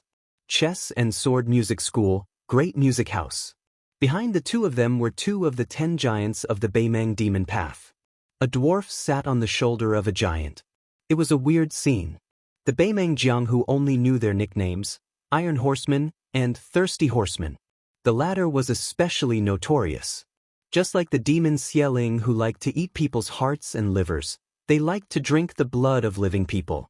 In the most unsociable position at the back, a white-haired old woman was coughing heavily. She had a delicate and beautiful flower on her head. The other 5 were all outstanding first-rate experts of the Beimang Jianghu. Yan Wenluan raised her arm and the 1,000 cavalry suddenly stopped. The old general chuckled and said, "This time, the northern barbarians have quite the appetite." The cavalry commander of the personal army was deeply worried. He urged his horse to Yan Wenluan's side. But before he could speak, Yan Wenluan laughed and said, "Don't worry. There's nothing for us to do today. Just enjoy it. In the end, there's still the existence of 10,000 enemies in the world. We generals who rely on the strength of our soldiers and horses have no choice but to accept it." In the cavalry commander's confusion, one of the cavalry silently stepped out of the formation. A man holding a long spear took off his helmet. This man, who was hailed by the world's famous general, Yan as the enemy of 10,000 enemies, slowly urged his horse forward. Many years ago, during the era when the sword god, Li Chungang, was the champion of the Jianghu, there was a man from Beiliang. One man, one horse, and one spear, he was unstoppable on the Beimang grasslands. His name was the spear immortal, Wang Xiu. After that, the world only knew that Wang Xiu taught a disciple who surpassed his master, the white-robed Chen Jibao. But even the people of Beiliang, and even the king of Beiliang, Su Fengnian, did not know the reason why Chen Jibao was unable to take away the famous spear, instant, after killing his master, Wang Xiu. It was because someone used an ordinary wooden spear to block Chen Jibao, who was wielding the plum ziqing. Looking at the seemingly ordinary cavalry charging with a spear, the leader of the great music house sighed helplessly. "It's Su Yanbing. Our previous plan has become a joke." A gust of wind blew past him and the princess. The great music house felt even more helpless. "You're courting death." The burly steel horseman galloped past them like lightning, and the dwarf laughed cruelly. When the distance between the two parties was about 50 steps, Thirsty kicked the giant's shoulders with both legs and used the momentum to leap forward. The thin and small figure's trajectory in the air was very ghostly and gaudy. In the end, it only brushed past him. The 1,000 cavalry behind Yan Wenluan did not see how the spear-wielding man attacked. They only saw the devilish dwarf explode into a cloud of blood in the air, and then the burly giant turned around and fled with all his might. They still did not see how the spear-wielding man on the horse moved his spear, but the enemy did not dare to run in a straight line. They circled back and forth, battered and exhausted. The next scene was even more inconceivable. The Beimang demon nicknamed Steel Horseman seemed to have been forced into a desperate situation for no reason. He turned around again and charged toward the horse. In the end, like an idiot committing suicide, he crashed into the tip of the spear, allowing the spear to pierce through his head. Su Yanbing flicked his wrist lightly and flung the giant corpse away. He continued to charge. It was not that Thirsty and Steel Horseman were too weak to withstand a single blow, but that the opponent they chose to attack with his spear had no chance of survival. In the past, when Wang Xiu, one of the 4 great grandmasters, fought against others, even if many of his opponents were on the same level as him, there were still very few who could withstand a single blow from him. Su Yanbing had already surpassed Wang Xiu's peak state by a lot. This was even more so. This meant that the battle between Su Yanbing and Chen Jibao in the future was destined to be a matter of a single spear. Chapter 1350. After the new jinshi in Liang, they were often not immediately appointed to an official post. Before they were officially promoted to an official post, they were sent to the 6 ministries and 9 ministers to practice their political affairs. This was the so-called jinshi system. After the new emperor ascended the throne, he went one step further on the basis of the assistant minister of the Ministry of War to patrol the borders established by the previous emperor himself. He created the precedent of the Ministry of War officials observing the borders. This was originally one of the proposals of the king of Jing and Zhao Sun in the past. The purpose was to prevent the Ministry of War from only thinking about military affairs on paper and not being practical. It could be seen that the current emperor of the Zhao family was especially fond of this young vassal king, who was loyal and devoted during the Jingnan crisis. This time, the Ministry of War was leaving the borders of the capital, which attracted the attention of the whole court. The ranks of the officials of the Ministry of War were not high. Among them, the assistant minister of the carriage department, Kong Zhenrong, the manager of the military selection department, Gao Tingshu and the others, and the manager of the military storage department, Yan Qiji. In the capital's officialdom, they were all typical, hairless, young faces. There were 2 reasons why the big shots in the imperial court paid attention to them. The first reason was that the first choice for observing the borders was not the expected 2 Liao provinces, where the assistant minister of the Ministry of War, Su Gong, was already coordinating with the Eastern Front. It was the northwestern frontier fortress of the Great Desert Smoke, Beiliang Road. The second reason was that the officials carefully selected by the Ministry of War were extremely thought-provoking. Among them, Gao Tingshu, the new second place, and Wu Zongxian, the same year in the officialdom, were able to rise to fame in Tai'an City. Obviously, it was not enough to rely on their first or third place status. If it were not for Jin San Lang, who spared no effort to add fuel to the fire, they would have been eclipsed by the government observation in 2 or 3 months at most. In the Zhao family yamen, where there were many high-ranking officials, the Yonghui era had lasted for more than 20 years, so there was no shortage of Zhuangyuan, and Tanhua. As for the Jinshi, there were even more. Who in the world did not know that Jin Lanting, who had helped Gao Tingshu and helped him, had regarded the Bailiang Su family as enemies? In addition, Yan Qiji and Kong Zhenrong's accompanying patrol was even more interesting. The Yan family entered the capital because of a woman, and Yan Jieshi and Yan Qiji became relatives of the emperor. What was even more unexpected was that the fourth prince, who had no ambition, could easily break the unshakable shackles of the imperial family's inheritance by not fighting for power. In the end, he smoothly became the emperor in the south. The emperor's father-in-law, Yan Jieshi, was previously a scholar of the Dongyuan Pavilion. Yan Qiji, who was often teased and bullied by the playboys of Tai'an City when he first entered the capital, had now become the emperor's uncle. Who did not know that the emperor not only had a deep relationship with the empress, but also had a close relationship with this gentle and elegant brother-in-law before he ascended the throne. Otherwise, how could Yan Qiji, who was also a Jinshi, become the head of the armory department of the Ministry of War? How could he be personally escorted by the assistant minister of the Ministry of Appointments and even have Minister Liu of the Ministry of War personally greet him? Kong Zhenrong was also born in Bailiang. His father, Kong Dai, had entered the capital to become an official and joined the second prince's tutelage. Kong Wuqi and Yan Qiji were brothers who could wear the same pants as the king of Bailiang when they were young. Adding on Li Hanlin, the only one left in Bailiang, the four of them had visited at least 70 or 80 brothels together in Bailiang, if not 100. Thus, there was a lot to chew on. Of the four brothers, not to mention Su Fengyan, the hereditary king of the border, even if Li Hanlin had a father who was a second-level official in Liang, what position was he in now? He was just a small crossbow bolt. Moreover, Li Gongda, who was widely recognized as a skilled official, had only been a governor for a few days. But had not even warmed the chair before he was quickly pushed aside by an outsider like Song Dongming. On the contrary, in the capital, not to mention Yan Qiji, who had an extraordinary status, Kong Zhenrong was already a powerful figure in the Ministry of War. If they were in any other province, even an old county governor would have to address Kong Zhenrong as his brother and treat him with great care. Perhaps, the latter would not be willing to accept it. Not long after they entered the border, they received the shocking news that the Beimang army was advancing on 3 fronts. The old men of the Ministry of War intended to take a detour around the relatively peaceful border of Yuzhou as an explanation to the imperial court. After that, they would immediately set off for Jibei to greet Yuan Tingshan, who had recently risen to power. After that, they would go to Liao province and meet with Gu Jiantang and the right assistant minister of the Ministry of War, Su Gong. It was supposed to be a safe and peaceful journey.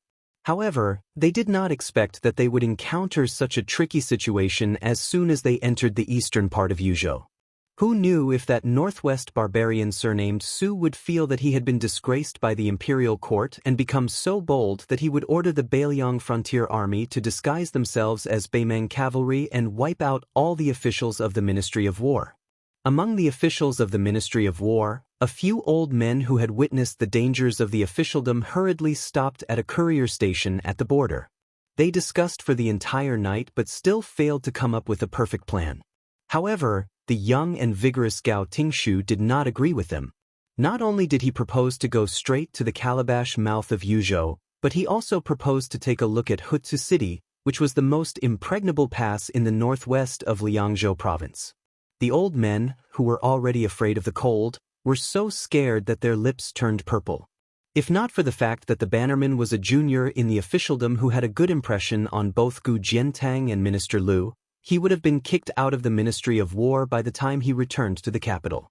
Compared to Gao Tingshu, who was like a newborn calf that was not afraid of tigers, Yan Qiji, who had been gentle and courteous along the way, was much more amiable in the eyes of those old foxes in the officialdom. After a torturous night at the courier station, they did not know how many times they had picked the wick. In the end, it was Yan Qiji who came up with an idea that made the old men feel more and more appropriate the more they thought about it. The imperial uncle proposed not to go to Yuzhou province or the northern line of Liangzhou province, but to go directly to Beiliang Palace and Mount Qingliang. Liang Shihu, who was in charge of the specific affairs of the department for purging officials, stroked his beard and made up his mind. He squinted his eyes and smiled as he said, "Good." Official Liang found this young imperial uncle more and more pleasing to the eye. Going to Mount Qingliang, which was famous throughout the world, was a good idea. No matter how unruly the king of Beiliang was, even if he had dared to send troops to resist an imperial edict, he would not be so daring as to kill someone in his own palace, right? Besides, with the friendship that Yan Qiji and Kong Zhenrong had built up with the king of Beiliang, even if there was not much left, going to Beiliang Palace would not be a hongmen banquet. Besides, who had not heard of the spectacular sight of tens of thousands of carps swimming in Tidehark Lake? There were so many officials in Grand Peace City, but how many of them had the opportunity to see it with their own eyes? After leaving the capital, Gao Tingshu, who appeared to be in high spirits, hesitated for a moment. In the end, he did not say anything that would offend the public. It seemed that Manager Yan's status as the imperial uncle was not something that he, the second-ranked scholar with an unstable foundation, could provoke. Chapter 1351. When the political observation team stopped at the relay station bordering Liangzhou to rest, Kong Zhenrong, who was returning to his hometown for the first time since he entered the capital, found Yan Qiji, who was reading Sages at night. He sat down and did not say anything. After a few years of polishing, Yan Qiji gradually lost the childishness of a foreigner entering the capital. Furthermore, he had a scholarly temperament. After the Yan family had a meteoric rise, this young scholar with a weak temperament had imperceptibly become more assertive. This made his father, who was the Grand Secretary of the Grand Hall, feel very gratified. Kong Zhenrong did not speak, and Yan Qiji did not take the initiative to speak either. There was only the sound of him flipping the book and the occasional sound of the lamp wick cracking in the room.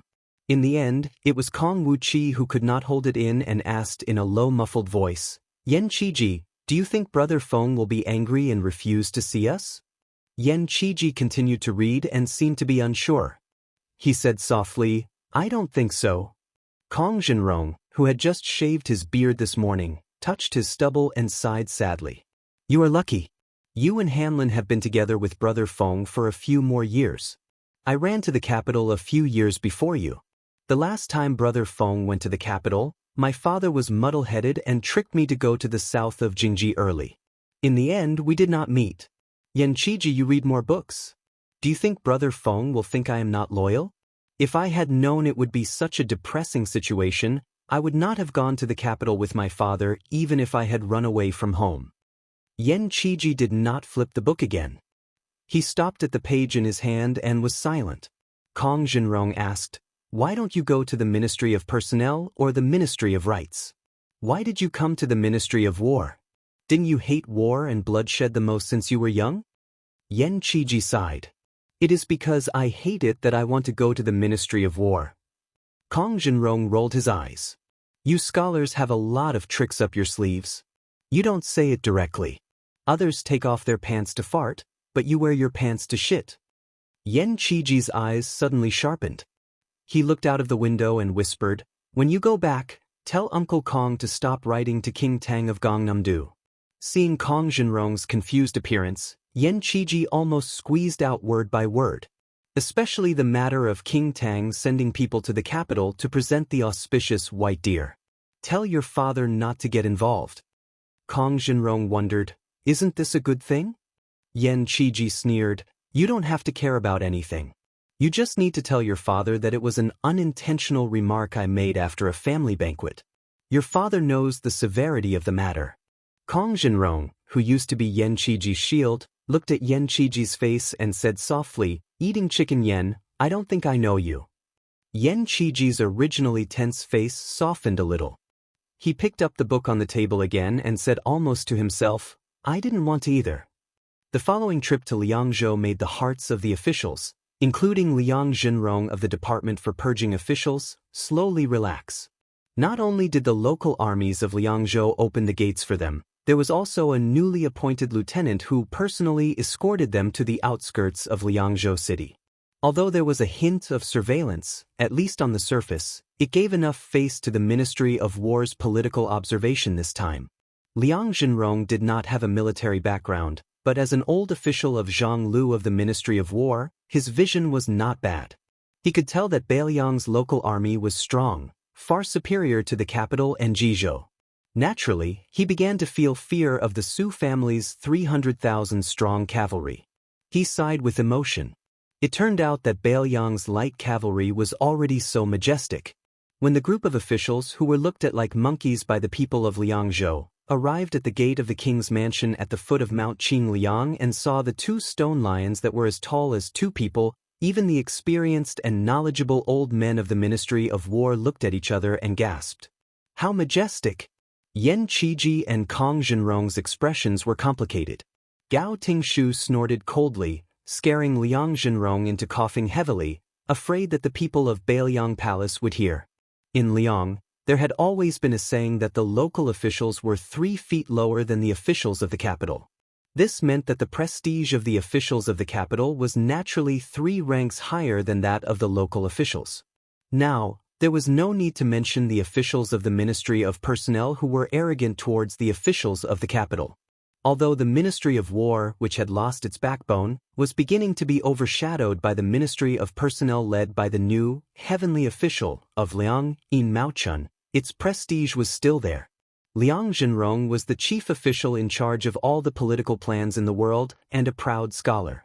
Therefore, when he led the way through the side gate of Beiliang Palace, he had the air of a capital official that swayed his sleeves as he walked. Even the steward of the king's mansion could not help but take a few more glances. The king of Beiliang, Su Fengnian, did not appear from the beginning to the end. It was the deputy of Beiliang's Ministry of Economy, Song Dongming, who came out to greet the guests. He said that the king of Beiliang was in charge of military affairs at the border and could not leave. Liang Zhenrong and the other old foxes could not wait for the son of a butcher to ignore them. They said a bunch of flowery words that did not cost any money and praised the king of Beiliang for being so busy every day that he even had to go to the front lines to guard the northwestern border for the imperial court. Song Dongming, the self-appointed deputy of Beiliang's Ministry of Economy, smiled and accepted everything on behalf of the king of Beiliang. It was probably because the deputy had the aura of a famous scholar from the Central Plains that made people feel like they were bathing in the spring breeze. Liang Zhenrong and the others immediately felt a lot better. They also felt that it was a pity that Song Dongming was a bright pearl covered in dust. If he went to the imperial court in the capital and stood side by side with the officials of the imperial court, that would be a sight to behold. After Song Dongming held a welcoming dinner for the officials from the Ministry of War, unexpectedly he did not have any intention of fooling around. As soon as he put down the chopsticks on the table, he stood up and led everyone to his office on the mountainside of Mount Qingliang to take a seat. He took the initiative to talk about the Northern Liangdao military officer's appointment and the border army's promotion and change, including the sensitive and important military affairs. Observing politics from the Ministry of War was a bit like patrolling on behalf of the heavens, but Liang Shihu dared to think this way when he went to Jizhou. How could he dare to be so arrogant in northern Liangdao? He had originally thought that they would be lucky if they could eat a few meals and drink a few pots of green ant wine. He had even prepared himself to be ignored. The elders, including Liang Zhenrong, insisted on only listening and not speaking.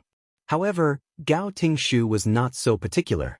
He asked many times about the distribution of troops in Beiliang and the specific military affairs at the border.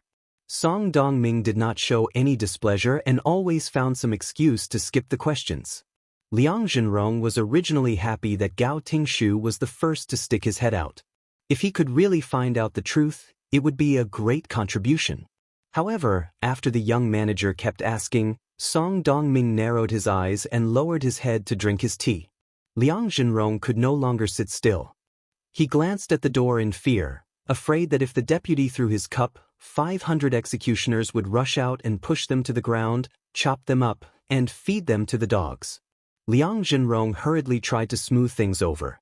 He said that he had heard that the scenery of the Tide Hark Lake was the best in the world and wanted to bring his colleagues to see it for themselves. Song Dongming did not stand up this time. He only smiled and let his subordinates lead the officials to Tide Hark Lake. Song Dongming then went to the top of the mountain alone. He looked at Su Fengnian, who was travel-worn, and asked, "Since you're back, why don't you talk about the old days?" Su Fengnian shook his head. He looked at Tide Hark Lake and said, "Sir Song, come with me to the back of the mountain. Let's go together and engrave the 296 names on the tombstone." Song Dongming nodded. The deputy of the administrator, who was walking with Su Fengnian to the back of the mountain, was obviously angry for a long time. Finally, he could not hold back his anger and said, "What a good saying. But what about the 296 people in Bailiang?" Su Fengnian said calmly, "Bailiang will remember it." Chapter 1352. Behind the mountain was a forest of steels. Stone steels were everywhere, and there were even more under construction. Most of them were still wordless, but there were already several hundred stone steels in the periphery that already had owners. They were all made from calligraphy pills, and they were all from the dragon elephant cavalry who had died in the battle in Liuzhou at the end of the auspicious year. There was an ancient saying that one would be thin if they used ink, and fat if they obtained vermilion. Therefore, calligraphy pills were best made with strength and hard bones. The people who had drawn these stone steels were two renowned Bailiang calligraphers. Because Mi Chang and Peng Henian lived in the north and south of Liangshan, there was a saying that, "The south's muscle and the north's bone." Because of the conflict between the north and south, the two old calligraphers put on a stance that they would never interact with each other. Moreover, when great General Su Shao was still alive, they did not think much of Bailiang's military and political affairs. However, when the Bailiang Palace announced that they were going to erect 300,000 stone steels, Mi Chang was the first to go to Mount Qingliang. He asked a few questions, and after getting the answers, he stayed there and then wrote a letter to Peng Henian. The general idea was, "Grandson Peng, do you dare to come face to face with your grandfather?" Afterwards, Peng Henian took the set of 4 treasures of the study that he regarded as his life and ran to the back of Mount Qingliang. He and Mi Chang built a hut and lived next to each other. The two old enemies actually became neighbors. Then, in the midst of the two old men sparring, or more accurately, quarreling with each other, the deputy administrator Song Dongming personally gave them a list. On the list were names and 2 simple things: when and where they were born and when and where they died. At the beginning of the calligraphy pill, the two old men still had the intention of competing. Later, when Mi Chang wrote a name, he suddenly burst into tears. Lu Hongyi, a young man from Chunshui County in Lingzhou. When he was young, he relied on his family background and was unbearably naughty.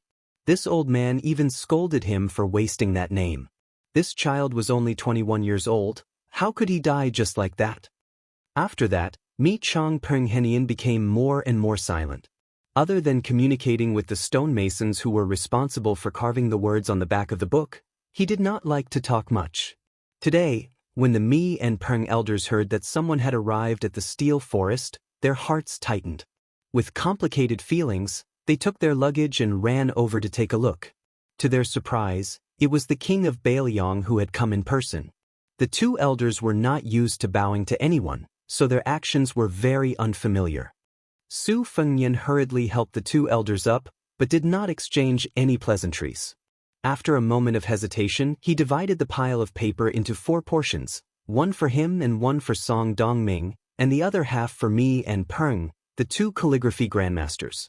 The 4 silently began to write on the steel. Behind the 4 of them, there were 2 to 3 skilled craftsmen who had already prepared the tools and were waiting for the carving. In the evening, the sound of metal and stone clanging could be heard. Su Fengnian and Song Dongming finished half an hour earlier than the 2 old men. By the time they finished the last batch of rice, it was already dark. They didn't even have time to wipe their hands full of red rice. The old man walked to Su Fengnian's side with a tired look and asked in a deep voice, "Why are there wars everywhere in the hinterland of Yuzhou?" Su Fengnian said softly, "The spies of Beimang have infiltrated and are wantonly assassinating the officials of Yuzhou."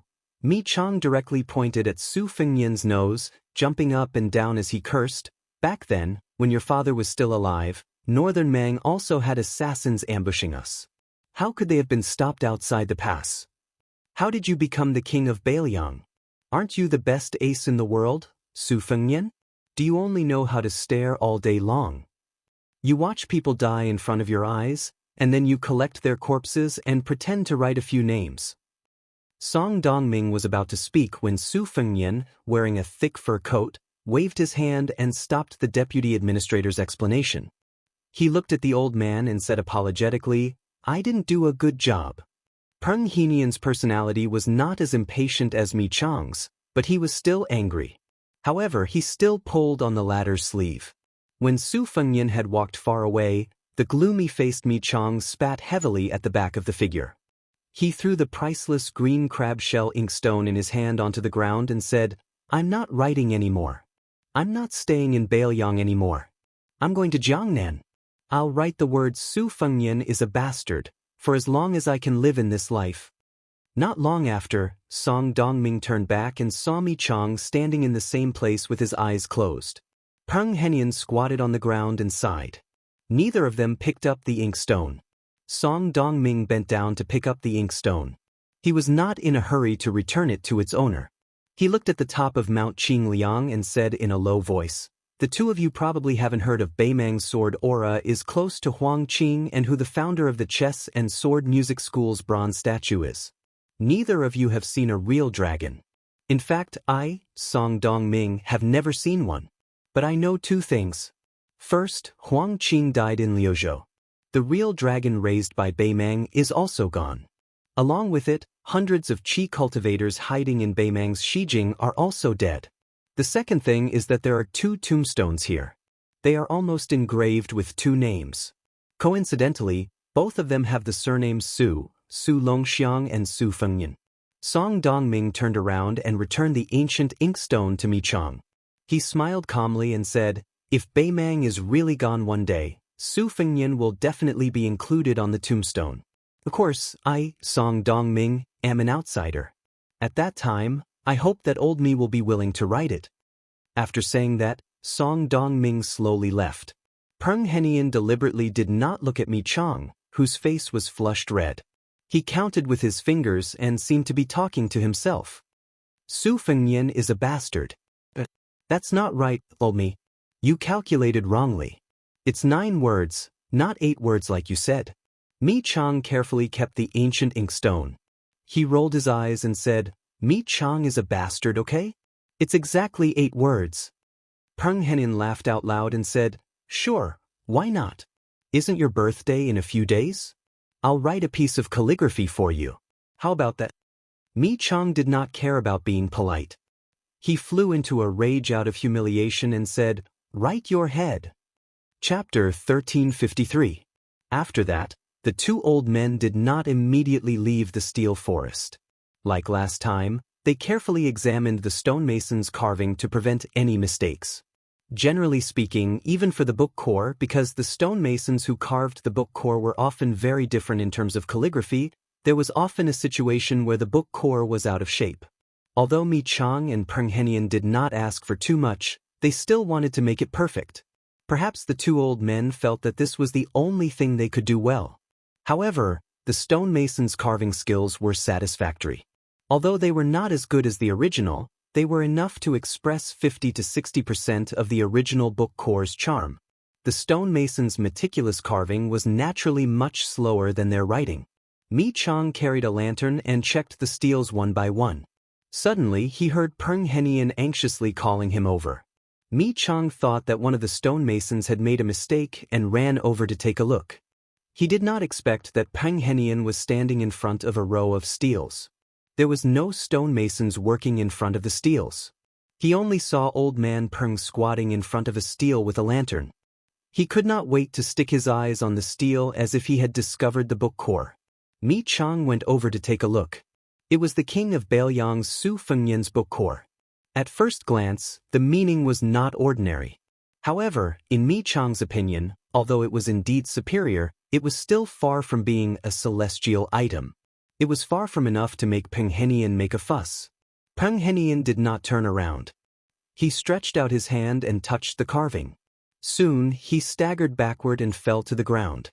His eyes were closed and tears flowed out of his eyes. He threw the lantern away and covered his face with his hands. His expression was extremely painful. He pointed at the steel and shouted, "Old me, come closer and look with your eyes wide open. But remember, don't look for too long. Remember." Mi Chang raised the lantern and looked carefully. He only felt a sharp chill in his face, making him feel as if he was in an abyss. Obviously, this was not because of the Su Fengnian's book core, but because of the finishing touch of the carving master. Mi Chang's eyes soon stung. He closed his eyes and shook his head hard. He murmured, "The beginning and the end are decisive, like the kundo cutting jade. How could this be carved by the best stonemason in the world in such a short period of time? This is truly a work of the gods." Peng Henian sat on the ground and rubbed his eyes. He sighed. "Someone wrote it with their fingers. That's the only explanation." Mi Qian said incredulously, "Most martial arts grandmasters can make swords with their fingers, but there is no one in this world who can write such charm." Peng Henian smiled bitterly. Could it be a ghost? Mi Qiong stood up and looked at the night sky with the lantern in his hand. "I didn't believe in ghosts and gods before, but now I hope that ghosts and gods really do exist in this world and can bless us, Bailiang, and defeat Bei Mang." Peng Henian slapped his head. "Hurry and have someone tell His Highness about this. Don't complicate things." Su Fengnian quickly rushed over. Beside him were a man and a woman who carried the lantern. There was a great difference in age between them. One was Mi Fengjie, the master of the heavy sword cave, whose realm was still steadily rising. The other was Fan Xiaochai, a loyalist of the northern Han nobility. The former had been guarding Huangfu Jin during the Battle of the Spies in Yuzhou and had not accomplished anything. However, Fan Xiaochai had killed Cui Wazi, the Daoist priest of the Daoist sect, on a clock tower in Chang'an City. By the time the spies from Wutong'an and Fushui went up to clean up the mess, the scene they saw was truly tragic. Minced meat was everywhere, and the walls were stained with blood. At the time, they saw Fan Xiaochai sitting on the balcony railing, fiddling with the flybrush that had been left behind by a Xian finger expert. She did not seem like a powerful top-notch assassin, but rather like an innocent young girl. Su Fengnian squatted in front of a monolith. Beside him was a middle-aged man who was also the leader of Bailiang Palace's guards. The latter was apprehensive as he reported, "We've found it. This stonemason is called Wu Jiang. He should be using an alias. He has been a third-rank servant for 16 years and 4 months. His nickname is Old Ginger, because the old man likes to eat ginger, regardless of whether he eats or drinks." Last year, when the Monolith Forest was recruiting craftsmen, Wu Jiang was transferred here from the prince's estate. His Highness, this subordinate was incompetent and did not recognize him well. "Please punish me." Su Fengnian shook his head. "It has nothing to do with you. There is no need to blame yourself." Su Fengnian slowly stood up. He turned to Mi Fengjie and asked, "How is it?" Mi Fengjie said in a low voice, "I only saw a word and a sword. The sword aura was unstoppable." Su Fengnian smiled. Wu Jiang, Wu Jiang Jiang family, is Dechu without boundaries?" Su Fengnian said softly, "This person has no ill intentions. You don't have to investigate this matter." Su Fengnian returned to Mount Qingliang and walked towards the mausoleum. His parents were sleeping there. After Su Zhao's death, Su Fengnian built a cenotaph for his master, Li Shan. Su Fengnian walked into the mausoleum path alone and remembered many things. His master said that the words on tombstones were the saddest in the world because the epitaphs were all written by the living in the world of the living to the dead in the world of the dead.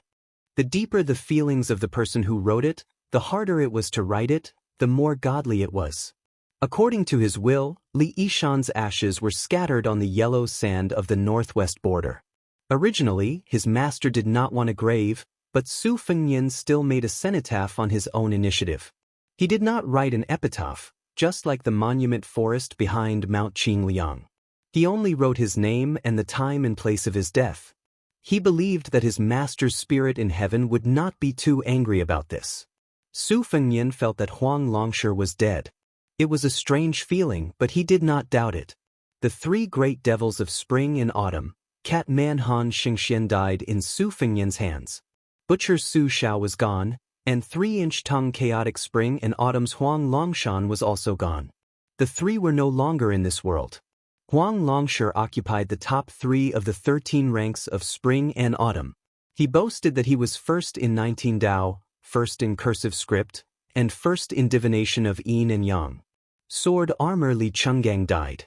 Soldier armor West Chu's war Saint Yi Baikui died in the Battle of the Western Fortress, which made Qinjibao. The peerless Sei Jia, the Empress of Chu, had also passed away. Zither armor, the blind zither player of the old southern Tang, drowned in the river with his zither after the fall of the country. Western Shu painting armor Zhou Yuan, before he died, he painted a long scroll of Shu's mountains and rivers. He lay on the scroll and died drunk. Earth armor Situ Shentz, proficient in geomancy, looking for qi, pulse, and acupoints. After Li Yang unified the world, he was secretly sentenced to death. Dharma armor Sun Ping, cooked and eaten by the people. Daoist armor Qi Xuanzhen died on the demon-slaying platform. Monk Shurjia Dragon Tree died outside the Daoist sect in Biming. Out of the 13 ranks of spring and autumn, 12 of them had already passed away. Only one unimportant Dao armor was left. It was likely that he had also died in obscurity due to the general trend of the world. In fact, ever since Gu Jiantang became recognized as the world's #1 saber master, this Dao armor, who had only appeared briefly in Jianghu and whose name was unknown, was mentioned less than Li Chungang, who had stayed under the tide listening pavilion. When Li Chungang returned to being a sword immortal in the great snow plains of Mount Hui, he could not be compared at all. On a night in early spring, snowflakes floated down from the sky. The snowflakes seemed to be getting more and more intense. Su Fengnian could not help but stop and raise his head to catch the snowflakes. For some reason, Su Fengnian thought of White Fox's face and his or her 2 sabers, spring thunder embroidered winter. Su Fengnian still did not know who White Fox's face was. Was it really called Nangong Push? Why did she come to Bailiang? Why did she insist on entering the tide-listening pavilion? Su Fengnian would leave for Yuzhou the next morning. The reason he did not meet Yan Qiji and Kong Zhenrong was not because he had a problem with them, but for their own good. But even if he was misunderstood, even if he did not meet them, Su Fengnian still rushed back to Mount Qingliang. This was what brothers were like. Su Fengnian only recognized 4 brothers in his life: Li Hanlin, Yan Qiji, Kong Wuqi, and Wenhua. Suddenly, Su Fengnian, who was walking slowly in the wind and snow, saw a strange figure standing in front of the 2 tombstones with his back to him. This scene did not make sense, nor did it make sense. The Bailiang Palace of today could be said to be heavily guarded, compared to the situation in which His Royal Highness had deliberately created a loose exterior and a tight interior in order to fish. Not to mention entering the forbidden area of the mausoleum. The figure turned around and said flatly, "Return on a snowy night." Chapter 1354. Su Fengnian did not know who the person on the stele was referring to, but with his excellent memory he recognized the old man's identity at a glance. It was the old servant of Mount Qingliang who had temporarily become a stonemason, Wu Jiang, who loved eating ginger. When they first met, the old man was standing among the group of stonemasons. His figure was stooped, his face weathered, and he was not eye-catching. If Su Fengnian had not fallen so much, he might have been able to see some clues at that time. Su Fengnian did not retreat, but instead advanced slowly. Only then did he realize that the old man, who had straightened his back and did not pretend to shrink back, had an excellent bearing. He actually had the powerful aura of an elder in the palace hall. In Su Fengnian's impression, the older generation of masters who were pure Jianghu people, except for Han Shengxian and Sui Xiegu, were easily intimidating. At first glance, old Huang, the old man in the sheepskin coat, and the old Zhenren of Mount Longhu, Zhao Shituan, were not even close to the high and mighty masters of the martial arts. This confirmed Su Fengnian's previous guess.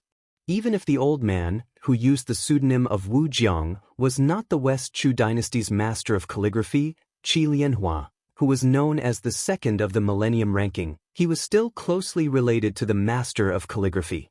It was not difficult for a person to hide one's inadequacies, but it was not easy to hide one's inadequacies in calligraphy. Qi Lianhua, who was born in a powerful family, was recognized as a master of calligraphy with extraordinary talent. However, in the Dechu dynasty, he was only an official in the Hanlin Academy. He only did small things like helping the emperor surnamed Jiang write articles on titles and inscriptions on steels. He edited half of the history books of the previous dynasty that died without any illness. Therefore, at that time, he was also nicknamed Qi Lianhua and Tianhua Lang. The latter implied that Qi Lianhua could only add flowers to brocade and not provide timely help. After the fall of West Chu, the Qi family of Guangling declined. Qi Lianhua's whereabouts were also unknown. Qi Lianhua was originally the West Chu's book armor, who was known for his semi-cursive script. As soon as his Warring State style was published, it was praised as the world's second semi-cursive script. Later, Nalin Yusi, who was appointed by the Liang government as the double champion of spring and autumn calligraphy, had the world's first semi-cursive script, Xingguan style, to compete with him. However, the people of the world were not willing to accept this saying.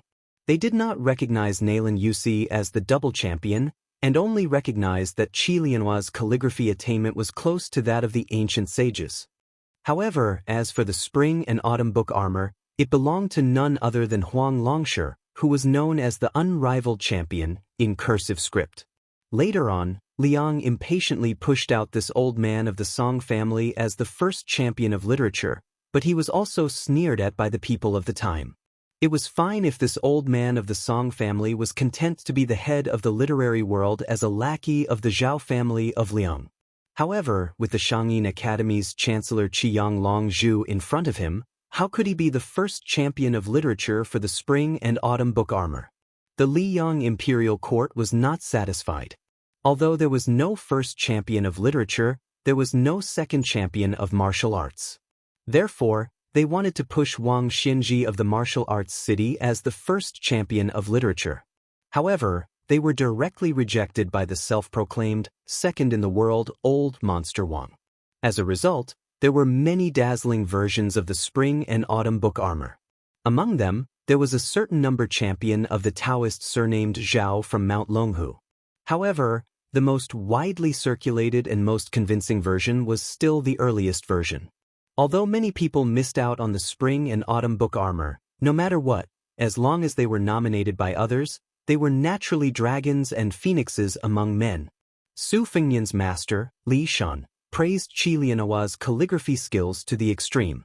He said that the running script was worthy of being called the best in both ancient and modern times.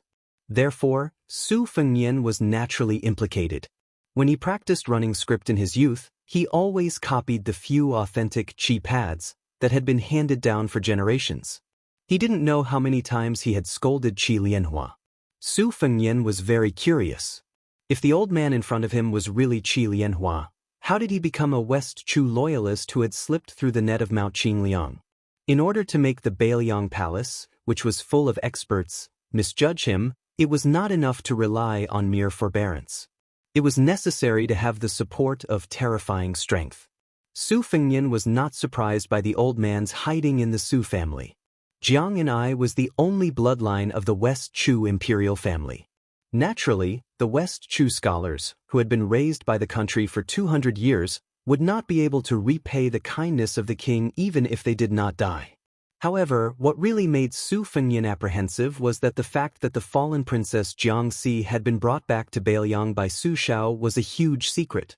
Otherwise, Chao Changqing would not have secretly investigated the Liang court for so many years without any results.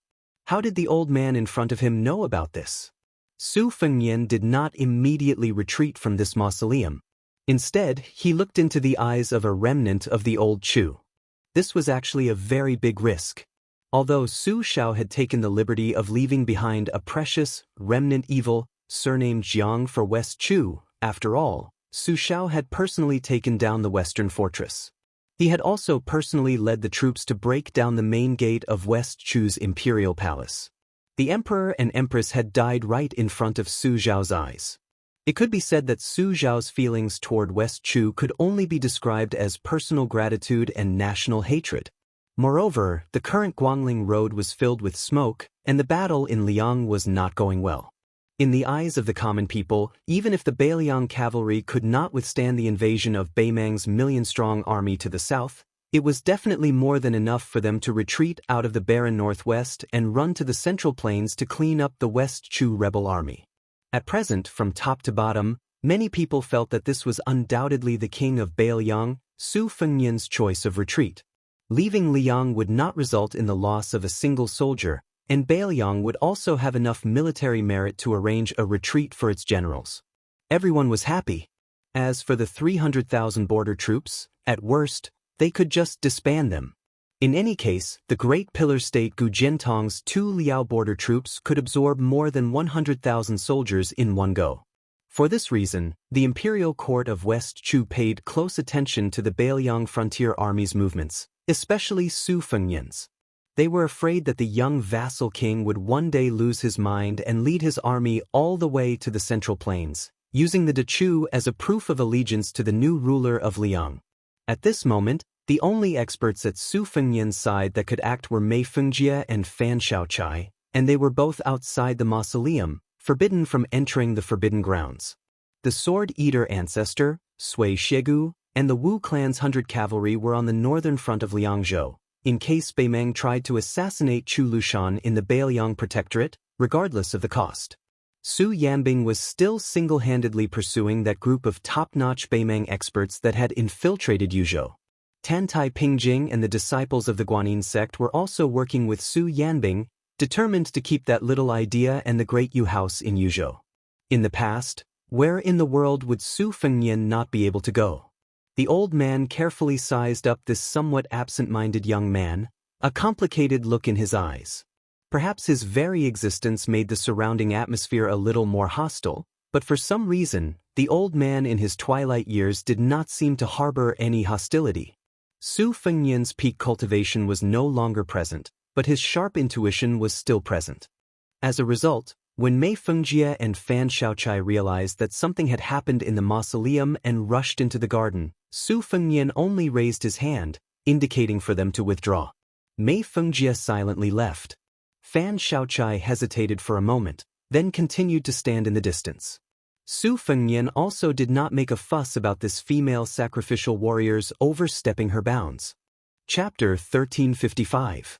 The plainly dressed old man put his hands behind his back and said with a smile, Su Xiao has never done anything that I like in his life, but he did give birth to a good son. Hearing these incredibly disrespectful words, Su Fengnian couldn't help but furrow his brows. However, he quickly felt relieved. The older generation of scholars had always paid attention to strength of character. Otherwise, how could they have the confidence to rule the world together with the emperor? Besides, it was very likely that this person was a lone official of West Chu who had concealed his identity. It was reasonable for him to have a monstrous grudge against Beiliang and Su Xiao. Su Fengnian asked with a smile, "May I ask if you are the master of calligraphy of West Chu?" The old man's expression was somewhat strange. He neither denied nor admitted it. He just stared straight at Su Fengnian. If Su Fengnian, who resembled Wu Su in appearance, was a handsome young master in the eyes of the women of the world, then one could vaguely see that the old man in his prime had a graceful bearing when he was young.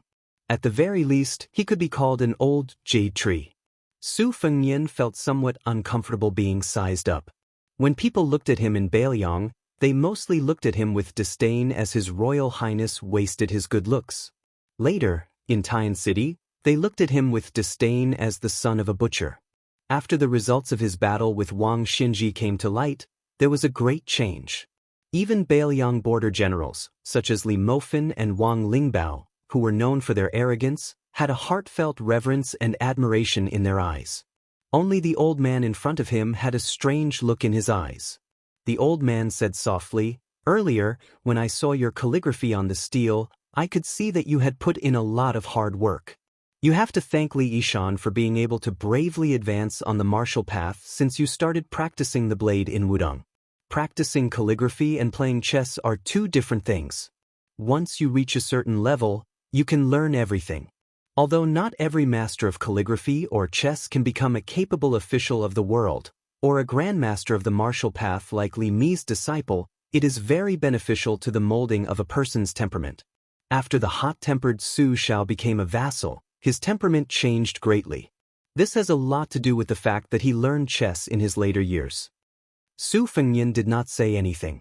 When Su Xiao made his fortune in Liaodong's Jinzhou, he was just an illiterate wanderer. It could be said that Su Fengnian's ancestors had nothing to do with any scholarly family or farming family. After Su Xiao came to Beiliang, he became a terrible chess player. It was not without reason that he could play to his heart's content with his second sister Su Weisheng's master, Chancellor Wang. At first, it was because Su Fengnian's mother wanted Su Xiao to play more chess to temper his hot-tempered temperament. When he was old, it was time for him to cultivate his temperament. At first, Su Xiao always slacked off and escaped whenever he could. Over time, the princess consort did not say much. Later, Su Fengnian fell in love with playing chess. Probably after the princess consort passed away, the relationship between Su Fengnian, the eldest legitimate son, and Su Xiao became strained. Su Xiao probably wanted to spend more time with his son and finally began to seriously learn chess. However, His Royal Highness quickly widened the gap between him and Su Fengnian. After that, Su Fengnian and Li Yishan did not like playing chess with Su Xiao. No matter how hard they played chess, they could always defeat Su Xiao. Even if Su Xiao wanted to humiliate himself, it depended on whether the master and disciple, who were the only people in the world who could not give him face, were in the mood. Su Weisheng had always been able to patiently play chess with Su Xiao. However, perhaps in the heart of Su Xiao, who had never concealed his preference for boys, it was more interesting to play chess with his son. Even if Su Fengnian killed all the chess pieces on the chessboard and left only a few pieces, the old Prince Liang, who had won many battles, and the lame Su, who was recognized as the most ambitious person in the Liang dynasty, would also feel very happy. His peerless achievement in pacifying the spring and autumn period allowed Su Xiao to be on equal footing with the late Emperor Zhao Dun's father when they met. In the future, when he attended court, he would be able to carry a sword into the palace. However, in Mount Qingliang, many scenes always made people, especially outsiders, feel that it was absurd. Su Xiao was being chased in Wutong'an, and the one sitting at the head of the table at the prince's manor banquet was the young heir. Not to mention the families of nobles, marquises, generals, and ministers. Even if it was a small family, the father should not spoil his son so much, and the son should not be so disobedient. In the end, Liang dynasty found an unassailable reason to attack Beiliang. If the upper beam was not straight, the lower beam would be crooked. Su Fengnian shook his head gently, forcing himself to focus. Although the old man in front of him did not reveal any murderous intent, he was still a first-class hidden master. The great battle of Liangmang was on the verge of breaking out. If he were to die here, the place of his death would still be passable, but the timing would be completely wrong. Other things aside, at least a few 100,000 northern Mang people would be spared from death. The old man smiled and asked, "Do you think I am Qi Lianhua from West Chu?" Su Fengnian nodded. The old man slowly stretched out a palm. When you pick up the brush, you must concentrate, just like the sages of the previous dynasty when hundreds of people sat at the same table. Your heart is righteous and your qi is harmonious. Only then can you understand the mystery and be close to the great way. The way is like the heavy weapons of a national temple.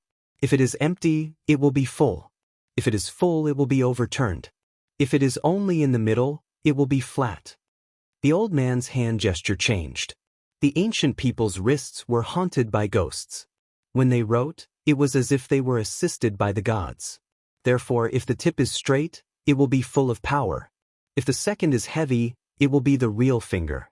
If the real finger is flat, it will be flat. If the palm is empty again, it will be used as one wishes. Together, the scholar's calligraphy is also. The Chu has nurtured its soldiers for 200 years. The country has been destroyed for 20 years. There is still a morale that cannot be disgraced. For the ring, it will be melancholy. For the wave, it will be limp. When the brush is sent out, the proud Su will come out. As the old man spoke, wind and thunder filled the garden. Outside the mausoleum, Mi Fengjia's face was pale. The sword in the case on his back was trembling incessantly, as if it had been struck by lightning. In the garden, Fan Xiaochai's face was pale. She was on the verge of collapse, but she still gritted her teeth and stubbornly refused to take a step back. This old man's palm slowly turned over. It seemed like he was just picking up the brush and slowly sketching. It was like a pedantic old man teaching the children of a private school how to write stroke by stroke. However, in Su Fengnian's eyes, it was a perilous situation. It even reminded him of the time outside the Great Hall in Tai, in city, when Gu Jiantang had used the world's #1 talisman blade, Nanhua, and used the Thunder Cube to return the courtesy of Chao Changqing. The two were different paths leading to the same destination. They both had the ability to turn something rotten into something magical, reaching the realm of perfection. The wind and snow drifted. Su Fengnian's expression was heavy. Previously, he and the sword grandmaster Mi Fengjie had both believed that the remnants on the stone tablet were sword qi drawn by fingers. Now, it seemed like they were off by a hair. This old man used a blade. Su Fengnian did not look at the chaotic wind and snow that seemed to have been cut by blades. He asked, "So old Sir Qi is the blade armor of the 13 armors of spring and autumn?" The old man did not answer the question. Instead, he bent his 5 fingers slightly and made a closing gesture. He asked in return, "Is it a joint plan?" Su Fengnian, who was standing in a circle with not a single snowflake in a radius of several zhang around him, helplessly replied, "It is the character for Tian." The old man withdrew his hand and sighed, "Yes, the character for Tian." Su Fengnian. The wind and snow in the garden finally returned to normal. Snowflakes rustled and fell on Su Fengnian's head and shoulders.